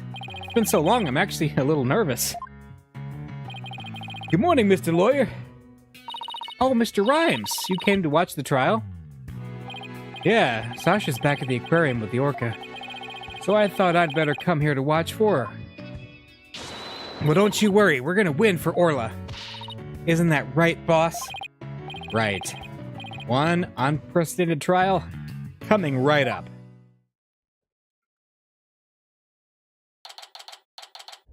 July 21st, 9:30 a.m., District Court. Courtroom number 4. This is the first time Phoenix has met Blackwell. Day 1, court is now in session. All rise. Court is now in session for the trial of Aura Shipley. The defense is ready, Your Honor. Must we waste words on this? Prosecutor Simon Blackwell, known as the Twisted Samurai, he's a prosecutor who's also a convicted felon. They say he never conducts a trial without his loyal hawk Taka by his side.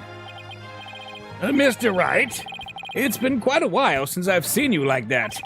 The lawyer image suits you. You look younger somehow. Thank you, Your Honor, and you look as young as ever yourself.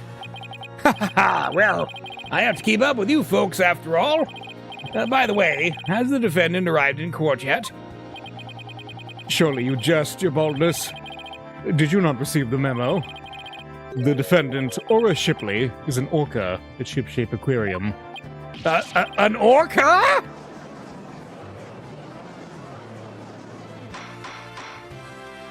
Arrangements for this trial were made only yesterday, so I didn't have time to review. But an orca as a defendant? It's patently absurd! Direct your comments to the defense. He is the absurd fellow who insisted on defending the orca in court in the first place. Absurd or not, I will carry out my duty to defend my client. Your duty to defend your crying ant? Don't you mean your crying orca, Mr. Wright? If we are to proceed, we must treat the orca as we would any other defendant. Every soul, be it of man or beast, is of equal value. The question is whether that soul is painted in black or white. Take Taka, for example. He is as human in spirit as you or I. The real question is, am I in for more pain? As always. Orca or not, I suppose the defendant is still a defendant, and I vow to render my verdict fairly and impartially. Now then, Prosecutor Blackwell, your opening statement, if you would. I suppose I can hardly leave it to someone who knew nothing of the defendant. Very well, listen carefully. Oh man, he's actually going to do the opening statement. The orca murdered the owner of Shipshape Aquarium in the aquarium's orca pool. The orca apparently toyed with the victim mercilessly as he died. A sadistic orca? What a chilling thought. And where exactly is this defendant now? Inside this. A cell phone, Prosecutor Blackwell? Time marches on, Your Boldness. With or without us. I borrowed this TV phone from the aquarium, which will allow us to interact with the orca. A TV phone? Very well. The court accepts it into evidence. A cell phone used by Shipshape Aquarium staff. This model can connect to TVs and be used to conduct teleconferencing. Yes, you can tell this game came out about 11, 12 years ago. We will be able to view the defendant in question on this large monitor. Fulbright, prepare for transmission. Ha ha ha! You've got it, Prosecutor Blackwell.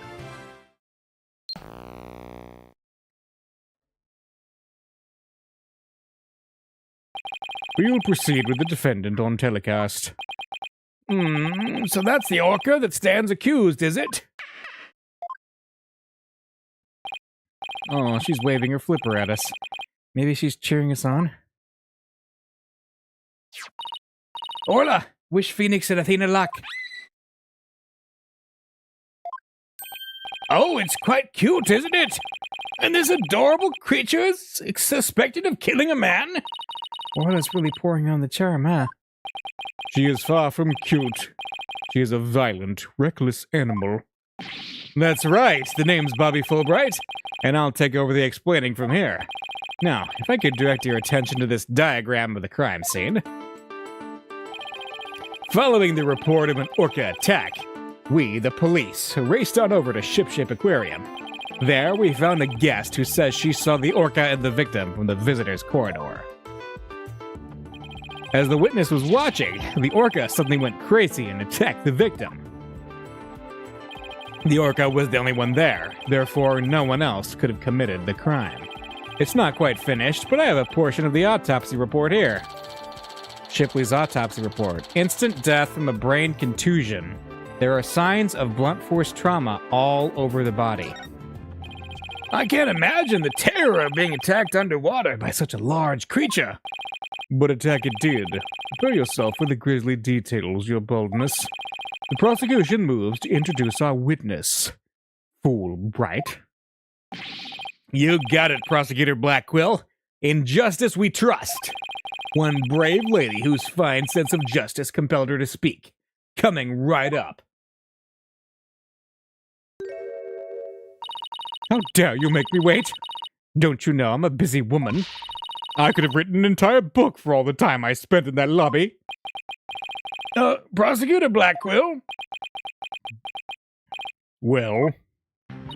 I am Norma DePlume, and I'm a non-fiction writer. Am I the only one who isn't telepathic here? Looks like she can read into people's words just as well as I can read into people's hearts. Not everything needs to be a competition, Athena. What? Norma DePlume, the great non-fiction writer? Miss Norma DePlume herself? I've read all of your works and enjoyed them immensely. Your million seller, The Great Grief of the Great Thief, is one of my favorites. Oh, are you a fan, Your Honor? I could give you my autograph if you'd like.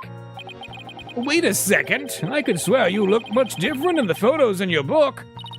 Well, I used ones from 10 years ago in my book, so that the paparazzi won't harass me. The judge seems so shocked. The visual disconnect must really be doing a number on His Honor's head. Could we get started, please? If I find you to be lacking as a judge, you will see your debut in my books. Oh, such harsh comments! You really must be the real Norma DePlume. Who knew Miss DePlume was so famous? Enough jabbering. Tell the court what you saw and keep it brief. I would thank you not to order me around. I am perfectly willing to tell everyone what I witnessed. It was the moment of the murder. Very well then. Please proceed with your testimony.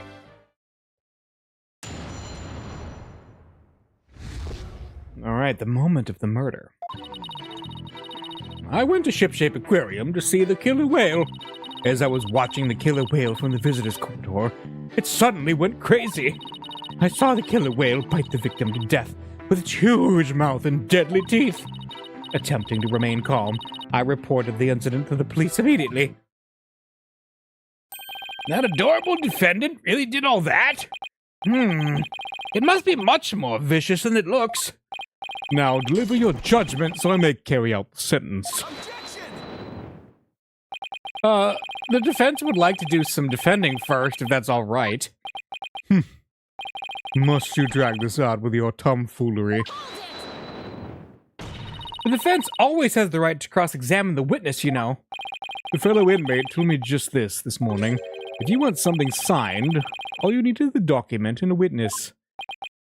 And let me guess, they were convicted for contract fraud, right? All we need in this case is the evidence and a witness to convict. It's as simple as that. Looks like I guessed right. Sorry, but as Miss Sykes said, the defense has every right to cross-examine. Isn't that correct, Your Honor? Oh, yes, of course. You may proceed with your cross-examination, Mr. Wright. I shall relish the sight of you thrashing around in vain. Here we go. The moment of the murder. I went to Ship-Shape Aquarium to see the killer whale. Okay. Why did you want to see the orca? Well, it is the featured attraction of the aquarium, after all. Why waste energy on such tripe? There is but one attraction in Ship-Shape Aquarium that is worth anyone's time.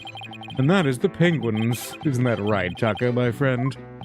Alrighty then. I guess Prosecutor Blackquill is for the birds. Guess I should jot that down. Note to self, Prosecutor Blackquill is on Team Rifle. And so you went to see the orca and it stank? Yes, that's right. Apparently I got an achievement for that. For finding out that Prosecutor Blackquill is Team Rifle. Not Team Jacob. We already made a Twilight reference in the previous case. I was watching the killer whale from the visitor's corridor and suddenly went crazy. The orca suddenly went crazy, did she? Yes, it took a look at me and then all at once started going berserk. Did you do anything to make her angry? I did nothing more than simply glare at it from the visitor's corridor. She glared at Orla, and that's what caused her to go berserk. The reason the defendant went mad is not the issue here. Only what she did when she entered that state. In any case, the killer whale began behaving wildly in front of my very eyes. And then... I saw the killer whale bite the victim to death. Okay. So you're saying you saw the very moment of the victim's death? That is exactly what I'm saying. Oh, it was simply dreadful. It was as frightening as losing one's manuscript just before deadline. I suppose for a writer that would be pretty terrifying. I witnessed the killer whale's horrific act, and I knew I had to do something, so... Attempting to remain calm, I reported the incident to the police immediately. Why were the police the first ones you contacted? I was afraid if I told the aquarium staff, they might try to cover it up. Of course, I immediately told aquarium security after my call to the police. I believe I deserve praise for my swift decision-making skills under pressure. Mr. Bloom is the most assertive witness I've ever seen. We better do our best to look like big-shot lawyers who want to match your intensity. Mr. Bloom, I praise your swift decision-making skills under pressure. That was more kiss-up than big shot. I suppose it was unrealistic to expect big shot from Mr. Wright. How fitting for a small fry to praise a big shot.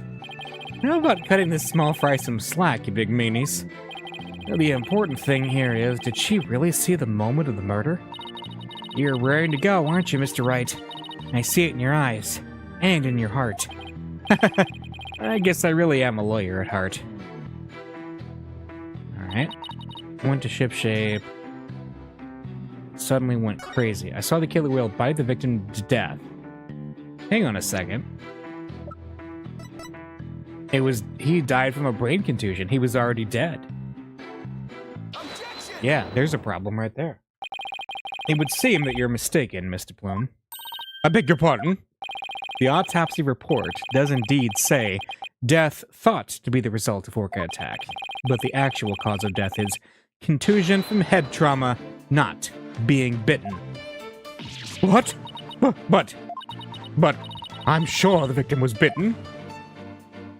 I don't believe that can be true. The security footage doesn't show anything of the kind. Just as I suspected. I knew he would peek at the footage behind Fulbright's back. Well, what did you expect when he wouldn't play nice and share? But unfortunately for you, the footage you saw was only one small part. Huh? Yesterday, after I decided to take this case to trial, I re-reviewed all of the evidence. Taka, the evidence I gave to you for safekeeping.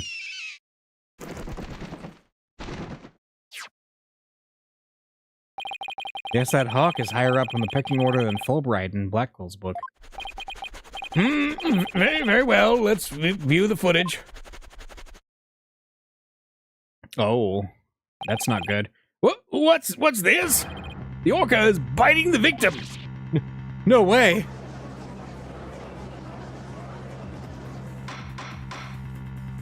I have to say that this appears to be very damning evidence. The security footage updated. All right. No, can't believe Orla really bit him. And there is more. Look at this. This photograph was taken while the body was being examined. There seems to be a strange bruise on the victim's right wrist.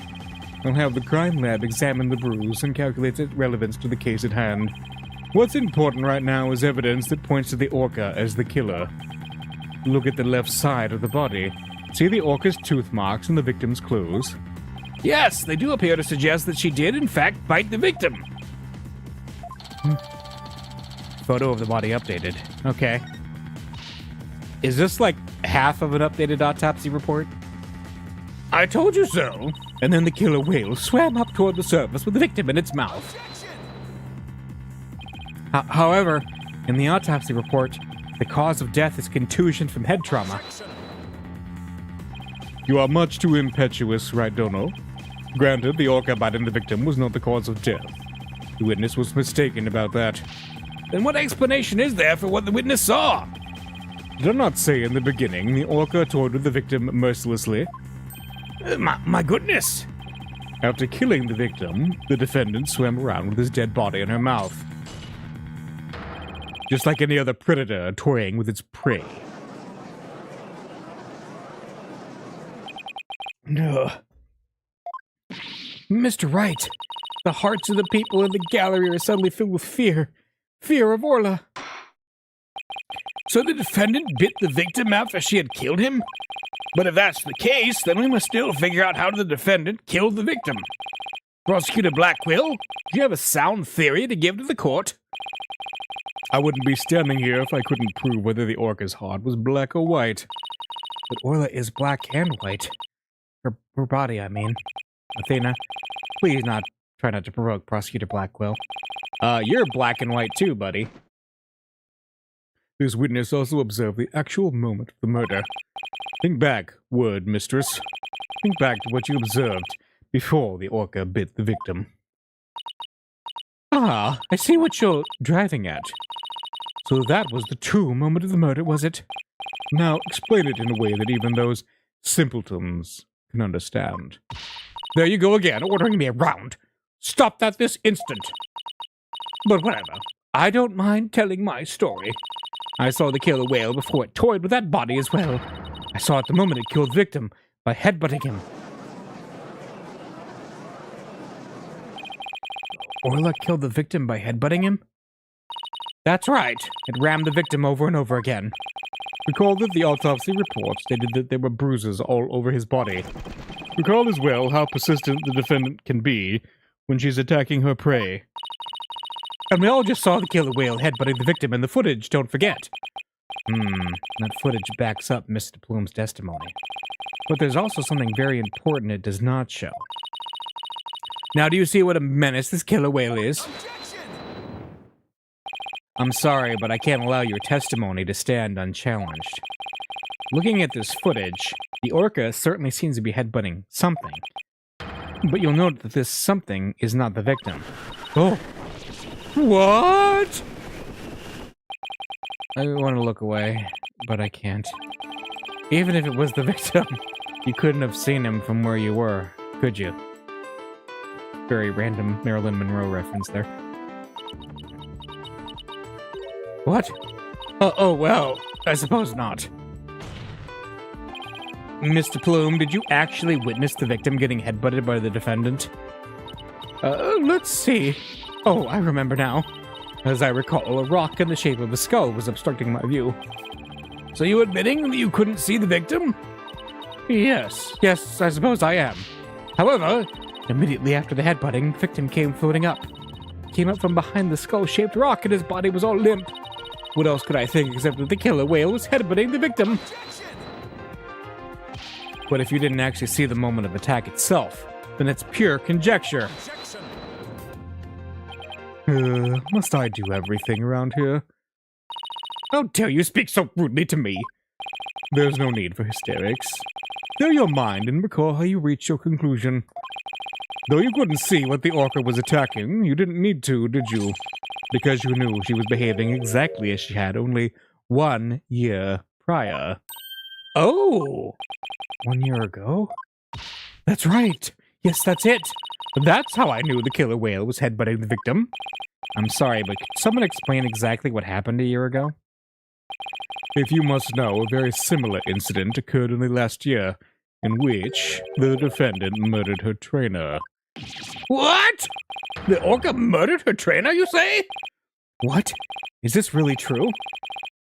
This is not looking good for us. It's all in this book. That book?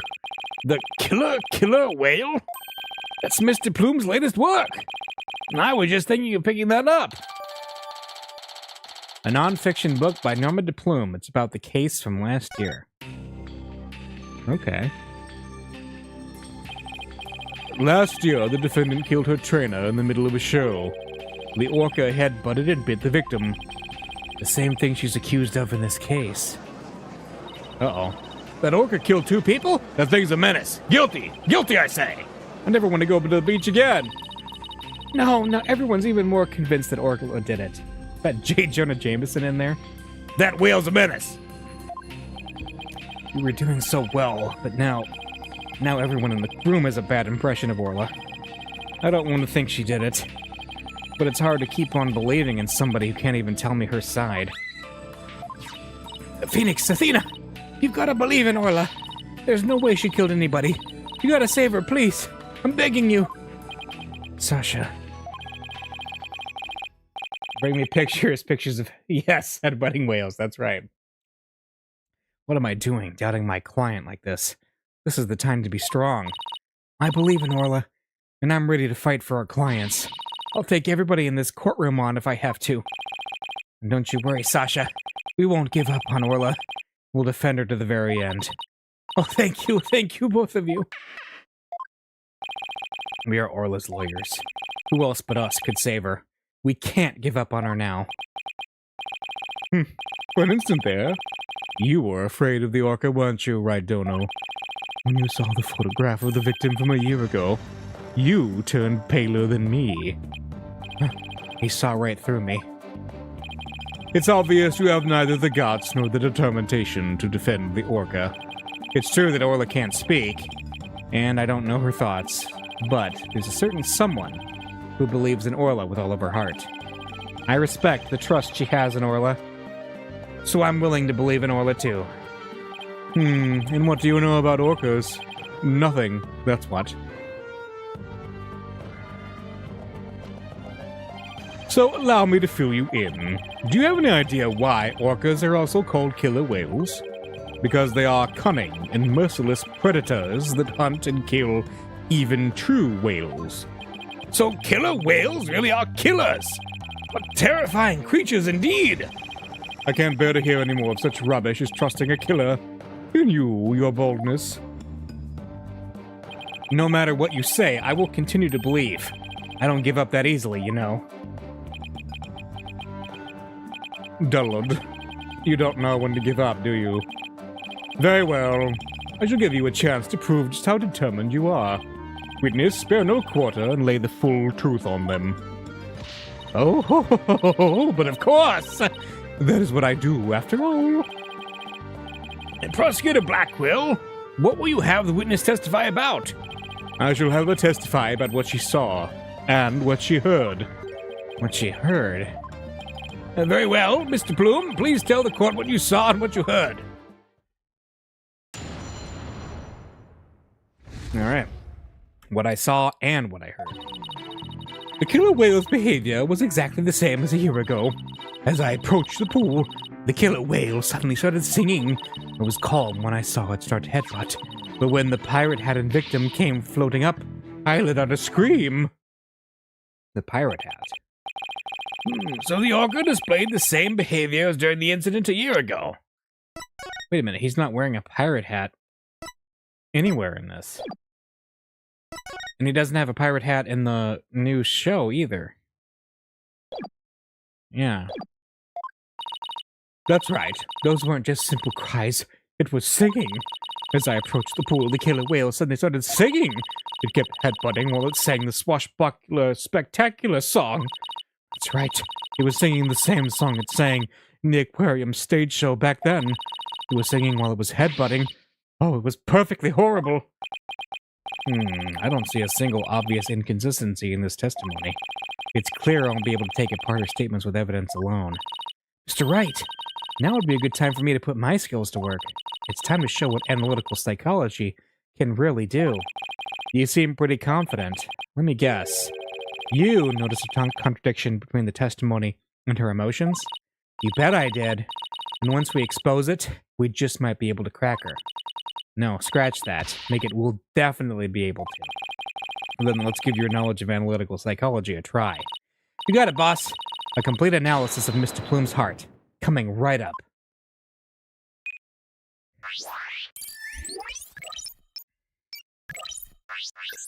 Okay.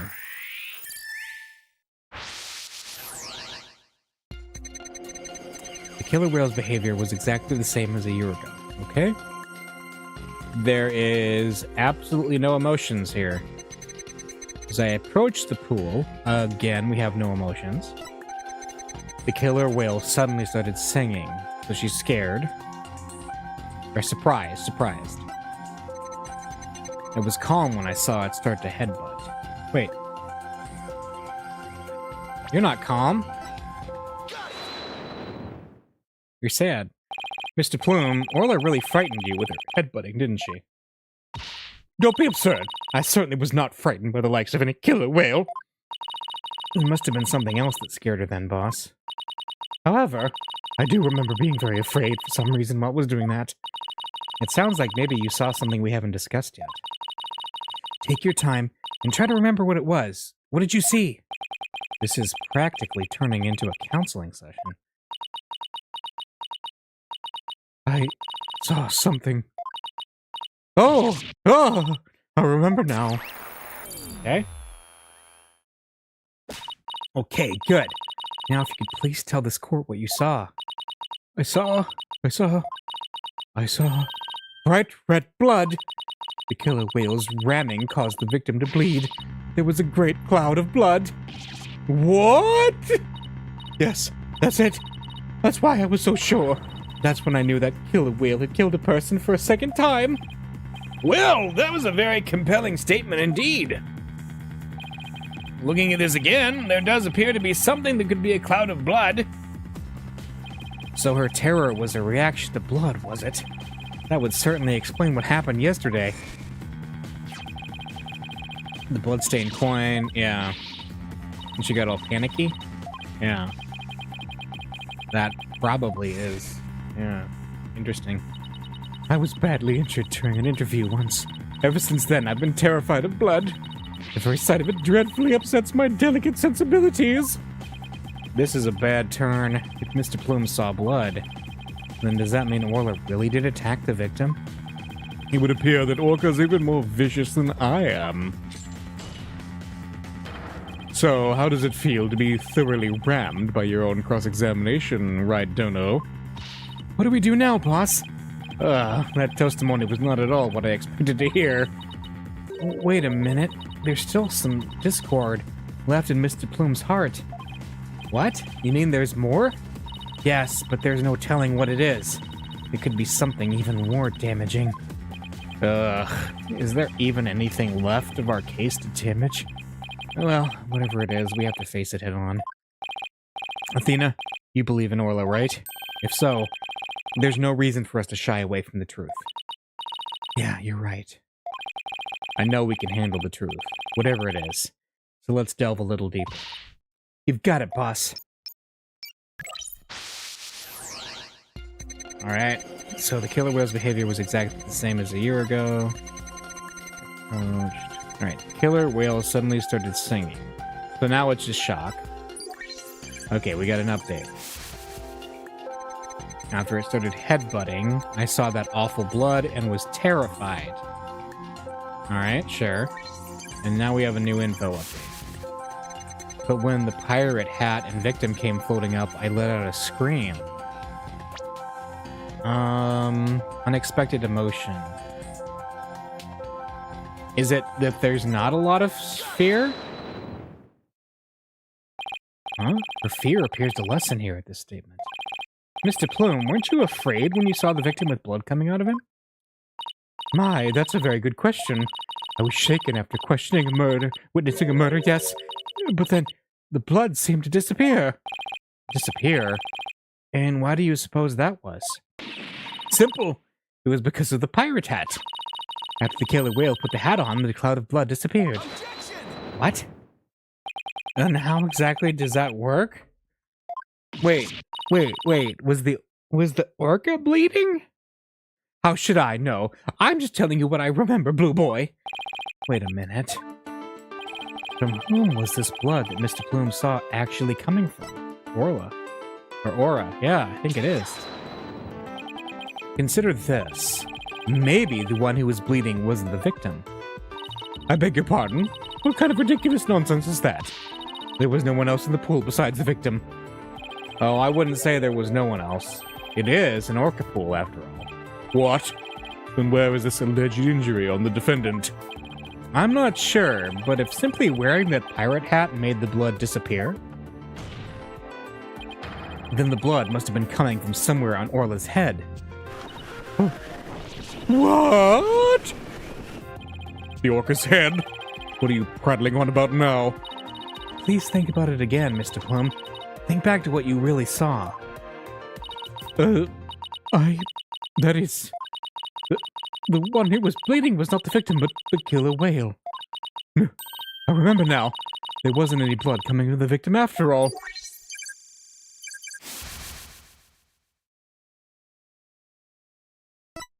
Okay. Interesting. We did it! Analytical psychology got us what we needed from her. That was a huge help, Athena. It was also pretty dicey for a while, though. Well, this is a surprise. The blood the witness saw was the defendant's, not the victim's. That is correct, and since there was no blood coming from the victim, there's only one thing we can conclude. That what Mr. Plume witnessed was not the moment of the murder, as she claims. Objection! I thought you were unarmed, but it turns out you were concealing a sword all along. Nevertheless, it is far too dull to cut to the bone. Meaning? I grant that what the witness saw was not the victim's blood, but it proves nothing. After all, being rammed doesn't always result in a wound that bleeds, does it? Death from internal hemorrhaging is also a possibility. He has a point there. If you wish to challenge me to a duel, you'll need a sharper blade than that, right, Dono? I demand evidence that proves the witness did not see the moment of the murder. There must be something. Think, Phoenix. If I'm correct, then the victim's death occurred... And before she saw it, after she saw it, before. If the victim was already dead when Orla started headbutting, then that would mean he died sometime before Mr. Plume was watching her. The event Mr. Plume witnessed took place at around 10:10. I must have something that can tell us about what happened before 10:10. The calendar. Yeah. Meet the captain at the orca pool at 7. This is the evidence that proves Mr. Plume did not see the moment of the murder. Huh? I'm not sure that's really related to what Mr. Plume did or didn't witness. Oh, but you're not sure, right? No, we can be quite sure it's unrelated. Yes, quite. Ah, ouch, I guess we can be. The events Mr. Plume witnessed took place 10:10. I must have something that can tell us about what happened before 10:10. Well, that's 10:10, 10:09. Is it the security footage? I'm guessing it is. We've only seen the footage from 10:09 to 10:10, which means there's still footage going further back that we need to check. Your Honor, I request that all of the security footage be played for the court. All of the footage? Mr. Plume witnessed the cloud of blood at around 10:10 a.m., but I believe the victim was already dead by that time. So your assertion is that the murder took place before Mr. Plume arrived? Exactly. The security camera footage starts at 10 a.m., when the aquarium opened. And I believe there is vital evidence in the 10 minutes before. You are quite the gambling man, right, Dono? Are you honestly willing to risk everything on those mere 10 minutes? I've bet on slimmer chances before, but when he puts it that way... My boss is no coward, Prosecutor Blackwell, so I suggest you get ready to eat humble pie. Uh-oh, I can't back down now. Well, if the defense is that confident in its importance... Prosecutor Blackwell, the security footage. Fool, Bright. Roger, I have the rest of the security footage right here. Very well, please play it for the court. Please have something for me. This is what it looked like at 10:10 a.m. The witness can be seen here.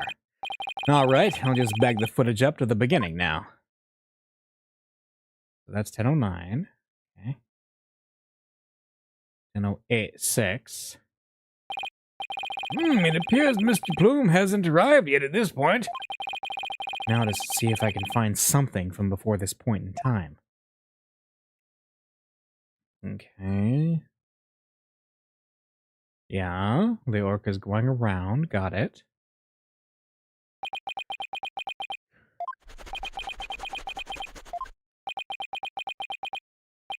Is that it? Yep, and that's all the footage there is. Well, Mr. Wright, did you see what you were looking for? But we got nothing. Well, right, Dono. Those were the 10 minutes you placed your bet on. Did you see anything of significance?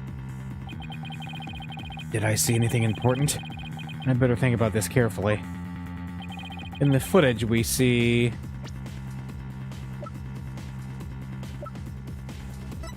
Wait. In the footage, we saw nothing important, and that's why it's important. We can see nothing of importance in that footage. Just as I thought. We were about right about that. That section was completely meaningless. It doesn't show a thing. That's why I didn't submit it as evidence. No, it's just the opposite. Huh? Oh, what do you mean by that? In this 10 minutes of footage, something important that should be there isn't there. Detective Fulbright, this footage should have been submitted as evidence. What? Are you questioning the way I carry out my duty to justice? Mr. Wright, explain yourself, please. What is this important thing that you say should be in the footage but isn't?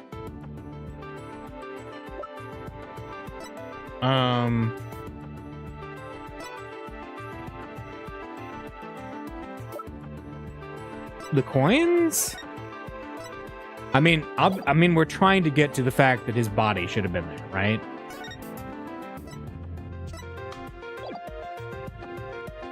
But it's one of those things where it's like, I'm not sure what evidence I'm trying to get to. Is it the coin? And what is the problem you perceive? That particular object isn't in the footage. There is no problem, which is exactly why it is a problem, right?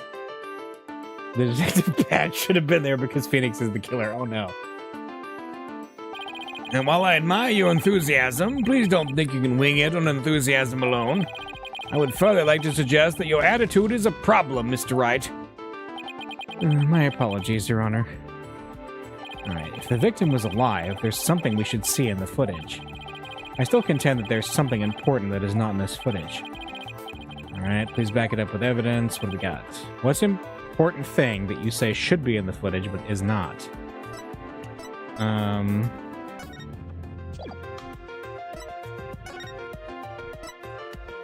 His body? Should I present the footage again?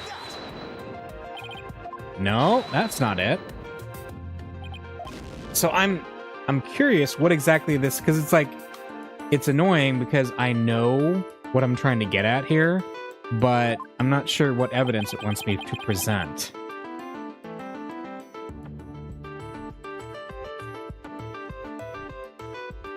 Let's see. We got...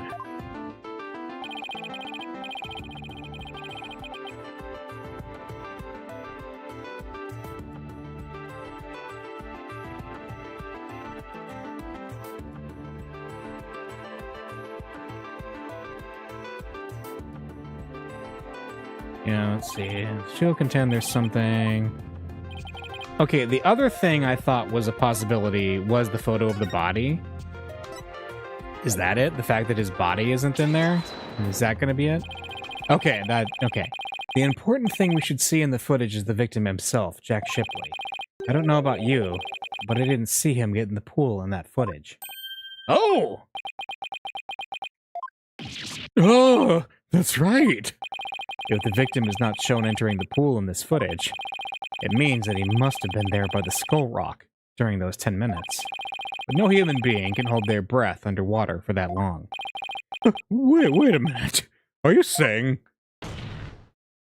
When the security camera started up at 10, the victim was already dead. What?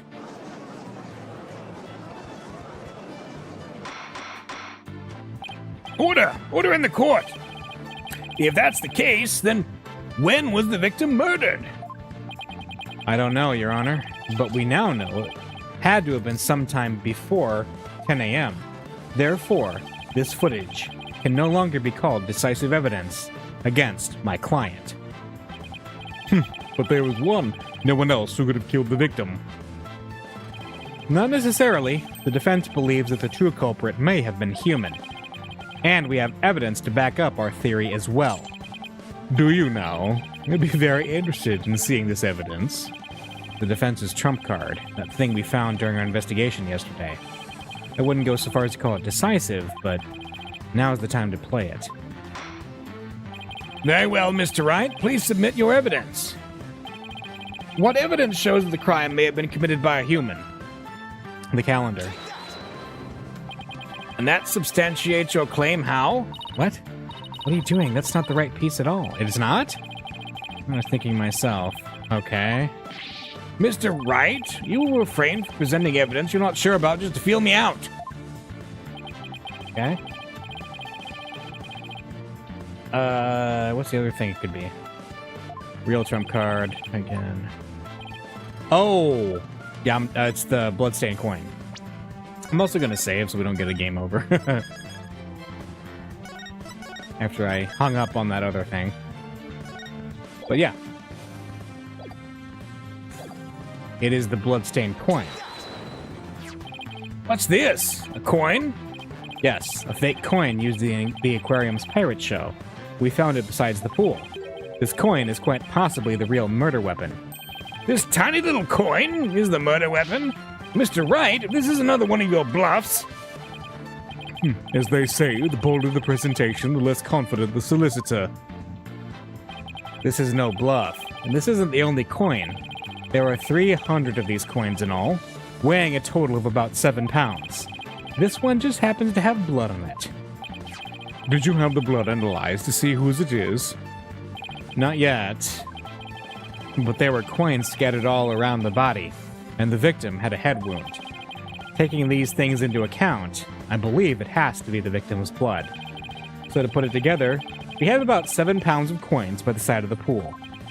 One of them with a bloodstain on it. I think the answer is pretty clear here. Your Honor, the defense proposes that the victim was killed beside the pool. The side of the pool? But if the murder took place there, it would be difficult to say the orca did it. Oh, so the killer is Magneto from the X... Yes, from X-Men or from First Class? Yes. Magneto is the killer. I realize you're trying to defend your client, but that theory is preposterous. How could 300 coins possibly be made to hit someone all at once? It'd be pretty easy if they were in a bag or something of that nature. And so where is this bag the coins were in? Unfortunately, Your Honor, we've recovered nothing of the sort from the scene. It's possible the culprit took it with them.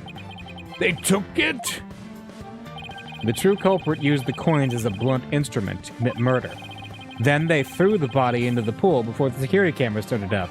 And then they left, taking the bag the coins were in with them. They got rid of the evidence that points to a human culprit to pin the blame on Orla. That was brilliant, Mr. Wright. You found a way to introduce the possibility of a human perpetrator. Yeah, somehow. Let's hope my luck holds out. I wonder why Prosecutor Blackwell hasn't said anything. The possibility of a perpetrator other than the defendant has now been suggested. But if we hold this possibility to be true, then what did Mr. Plume witness? That's right. I saw the killer whale attack the victim, just like it did a year ago, singing a song. I guess there still is that. Even with somebody else as the culprit, Orla's behavior still seems pretty bizarre. I wonder why she was doing the same thing she did a year ago. But is it really that bizarre? What do you mean? Well, to explain the inexplicable, all we have to do is turn our thinking around. Turn our thinking around, huh? Sounds good to me. I'm gonna give the old turn my thinking around method a try. Instead of trying to figure out why Orla did the same thing she did a year ago, I should consider the results that were produced by her behavior this time around. Orla sang a song, did some headbutts, and bit the victim. The real culprit wanted to shift the suspicion onto Orla. Then they would have needed to give people a reason to think Orla did it in the first place. Right? Mr. Wright, as her lawyer, how do you explain your client's actions? I believe we should think of it in this way, Your Honor. What kind of effect did Orla's actions have on this case? Very well. Then why don't you explain it for the court? How did the defendant's actions affect the case?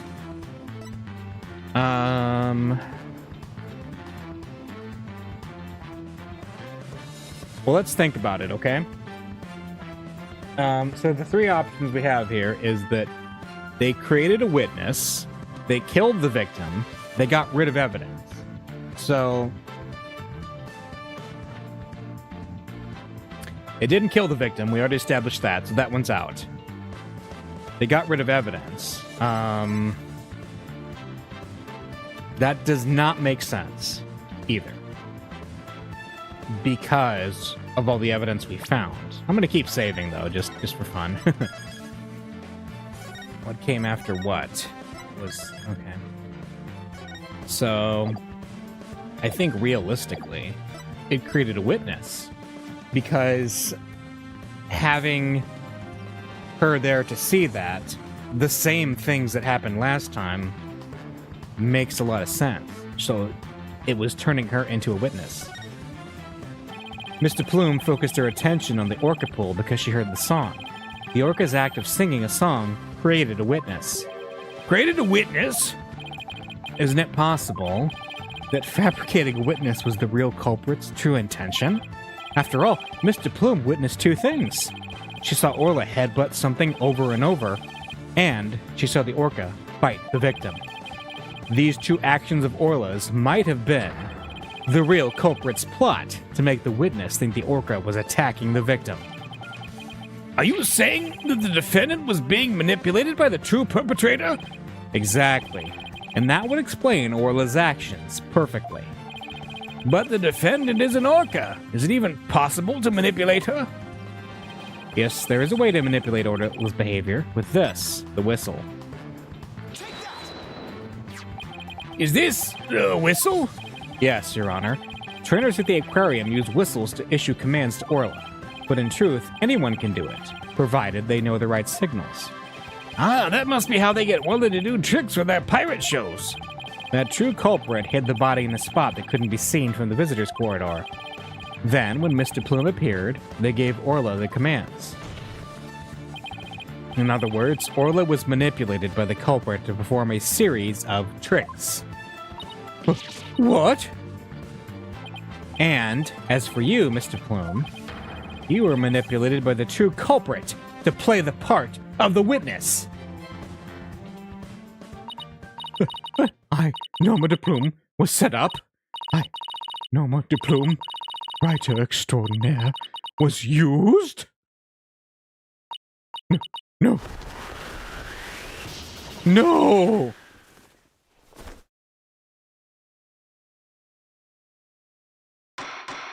Okay. Mr. Plume, please do something about your attire! That was one wardrobe malfunction I did not want to see. It would appear we need to shift our suspicion towards someone other than Orla.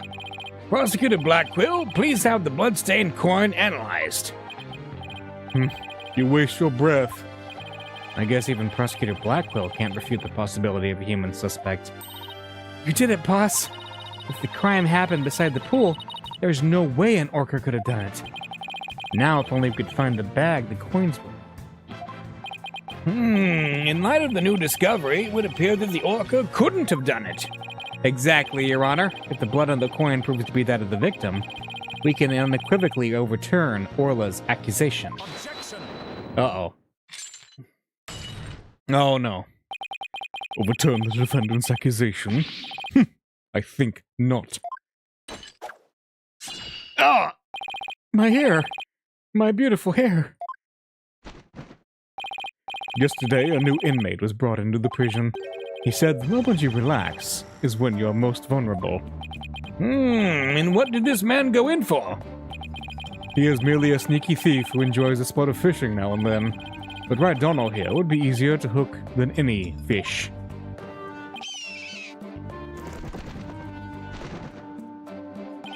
That hawk sure does love the judge's head. Huh? What's this? That coin from before and some sort of bag? Bag? I don't think I'm gonna like this. This is the coin bag the 300 coins were in. I believe you were looking for this. How did you get that? I never said we didn't find it at the crime scene. The bag had blood on it, so naturally I had it sent to the crime lab. And? Does the blood belong to the victim? It does indeed. As does the blood on the coin. I knew it. So the blood on the coin did belong to the victim. The bag was open and the coins had all spilled out, but the bag alone wasn't proof enough to say that it was used as the murder weapon.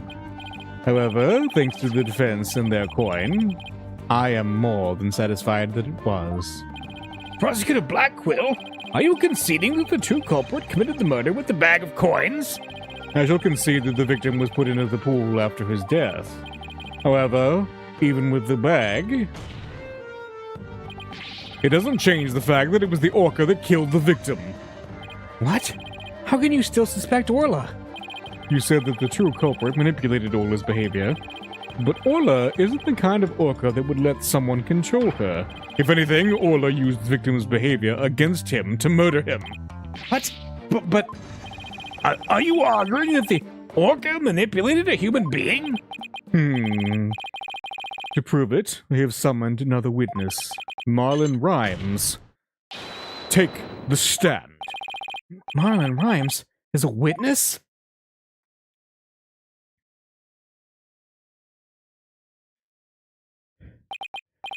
Well, don't just stand there. State your name. I told you I didn't want to be a witness. I thought one witness would be quite enough to prove the defendant's guilt. But apparently White Journal won't be satisfied until every stone is turned. Oh, son of a... Alright, fine. If we gotta talk, then let's get this over with. Mr. Rhymes doesn't seem like a willing witness. I wonder what Prosecutor Blackquill is gonna have him testify about. So could we have your name and occupation for the record, witness? Oh no. Oh no. Ahoy! Yo, yo, yo, ho, ho! People of the law, time to testify. Chillin' with my crew at the ship shape. Orcas, penguins, and the seascape. Cleaning and feeding. There ain't no end. For them bratty kids' tours, I shall transcend. Noob animal keeper from the House of Rhymes. I'm the master keeper, Marlon with the rhymes. Oh my! I'm afraid I couldn't understand a word you said. Is that flip-flop music the young people nowadays like? Oh, no. So close, Your Honor. So close and yet so far. Please proceed with your testimony, witness, without the flip-flop. Okay, fine. But I don't want to do this, I tell you. I feel like I'm selling Sasha out.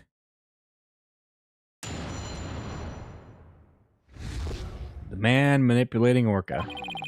At about 10:10 a.m., I was in the staff room. I heard a loud noise from the pool room, so I went to the door to look in. I couldn't see the captain or the Orca, but I saw a bunch of coins scattered around. The Orca knows there's a certain spot people stand to play volleyball with her. I think maybe she knocked down the stuff that was piled up there and hit the captain. So that gives us a little more info about the area around the Orca pool. Orca pool diagram updated in the court record. The defendant made the stuff fall down. Overturned crates and assorted props were scattered all over the pool room floor. There was no doubt that it was the Orca that caused the mess. But could she really have done that from within the pool? As I said, the Orca is the only one that could have performed such a feat. The pool and its room were tidied the night before, including its various odds and ends. But when our rhyming Marlin took a look-see, over 400 pounds of props had fallen. To move it all in one go would challenge even the brawny prisoner in the cell next to mine. What is he, the jail gossip? So, how did 400 pounds of items fall all at once? I'll tell you how.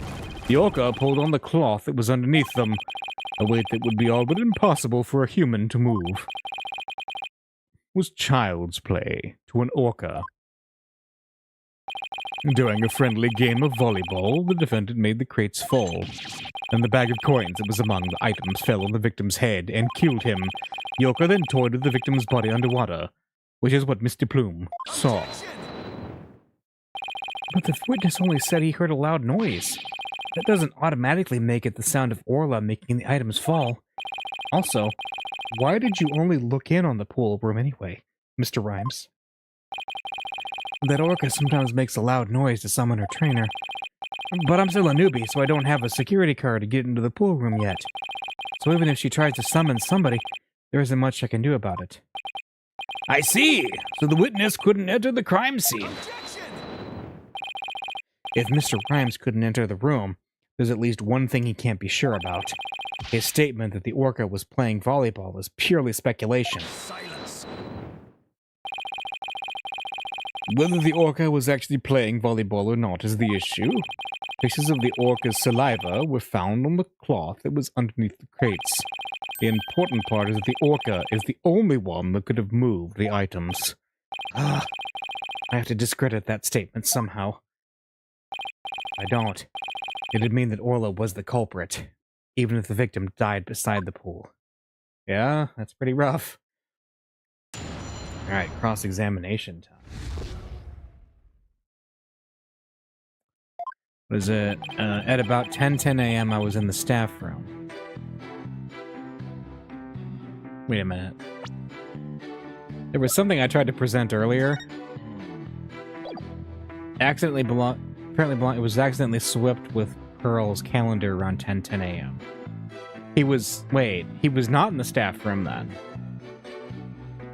He was not in the staff room. Because that happened in the feeding room. Right? So that's a lie. But don't worry about it. We're gonna look through this a little bit too. Are you sure about the time you were in the staff room? What? Yes, I'm sure. I'm pretty good with time. I've never been late to work once. Oh, if he's sure about the time, then there's something wrong with that statement. I better take another look through the court record. All right, please continue with your testimony, Mr. Rhymes. That's a pretty obvious hint that that's what we gotta... So I went to the door to look in. You heard the noise all the way in the staff room? That's right, the Orca pool room and the staff room were pretty close to each other. Anyways, I heard the noise, so I went to the door of the pool room. But I don't have a security card, so all I could do was look through the door crack. What kind of noise did you hear? Want me to describe it? Oh, yes! to crash, boom, bowing down to relativity, everything falling with sweet simplicity. This testimony, yo, it ain't got no fallacies. Things falling and breaking was pure insanity. Kinda like that. Okay, but why the need to wrap it? Well, I didn't really get all of that, but in any case, I gather it was a very loud noise. Very well. Please describe what you saw at the scene. Poor Judge. I couldn't see the captain or the orca, but I saw a bunch of coins. You couldn't see the victim? I was just looking through the door crack. I guess all that stuff was blocking my view. I did notice a whole bunch of coins scattered all over the place, though. But at the time, I had no idea the captain was dead. Killed by gold coins. Ironic, isn't it? Perhaps the orca wanted to be paid for her labor. Paid in coins raining from the skies. Coins raining from the skies? He makes it sound almost poetic. But the hard truth is that those coins were actually the murder weapon. We all deserve to be paid for our work, do we not? I shall have a fine meal tonight. If you find our client guilty, that is. Mr. Rhymes, do you have a theory on how the things got knocked down? Of course I do. Eh? The orca knows there's a certain spot people stand to play the volleyball. Well, that's true. She uses this ball and does a spike, right? We had a nice little demonstration of Orla's spike for ourselves just yesterday. If you stand on the mark on the floor, the orca spikes the ball at you. Tucker is good at flying straight at his target as well. And I see plenty of targets right here in this room.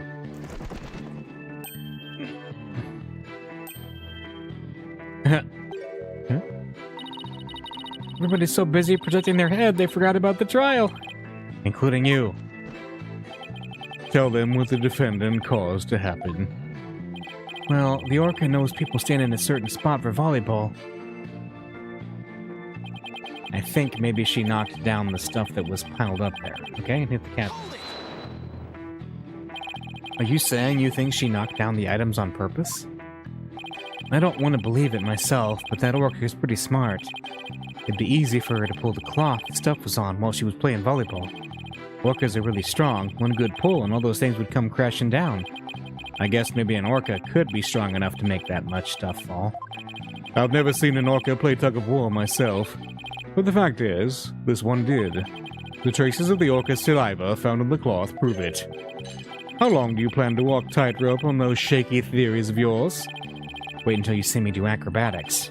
Moments like these are what I became a lawyer again for. I don't know why, but Mr. Rhymes is lying.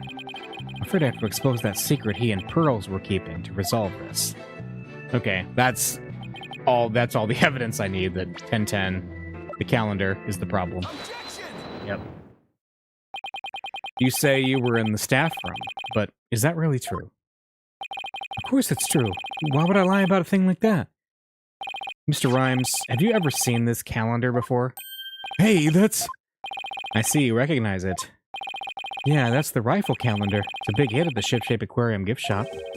Thank you for shopping at Shipshape. Mr. Rhymes, please refrain from scattering fish around the witness stand. Not to worry, your boldness. Taka will have them cleaned up in no time. I guess that bird comes in handy now and then. All right, Mr. Wright, we have all seen your cute souvenir. Now, if you wouldn't mind... No, Your Honor, this isn't my calendar. It was originally the witness's, but it came into the possession of a certain young lady. What? Nap room? There's a nap room? Mr. Rhymes and this young lady first met each other in the food prep room. After a mishap, their calendars got switched around. They ran into each other at about 10 a.m. in the food prep room. So clearly the witness was not in the staff room. In other words, there's no way he could have heard the noise in the pool room upstairs. What's this? This is the first I'm hearing about any calendar. That's because Mr. Rhymes and Pearls were keeping it a secret. You lied to me! This transgression will not go unpunished. So, Mr. Rhymes, you didn't hear the noise of the equipment falling after all, did you? Okay, I admit it. I didn't hear the noise in the orca pool room myself, but somebody told me about it. Who told you about it? It was, unless you tell the truth, Mr. Rhymes, I can't save Orla. And I'm sure you know how sad that would make Miss Buckler. I heard about it from Sasha. What? From Miss Buckler? But that doesn't make sense. What is going on here? Now it's the trainer's own words that drive the orca into a corner. How do you like being bitten by your own client? Right, don't know? I certainly didn't see this coming. What perfect timing. There was something I wanted to ask Miss Buckler about the orca. The prosecution calls the trainer, Miss Sasha Buckler, to the stand. Yes, I suppose it would be a good idea to hear what the orca's trainer has to say. I don't know what Sasha's gonna say, but I'll just have to meet it head on, whatever it is. We will take a 20-minute recess while the witness is summoned.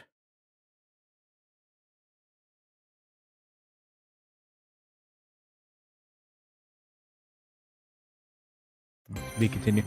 Since it's about finishing up time, I think that's a good closing point for us. So we're going to do trial part 2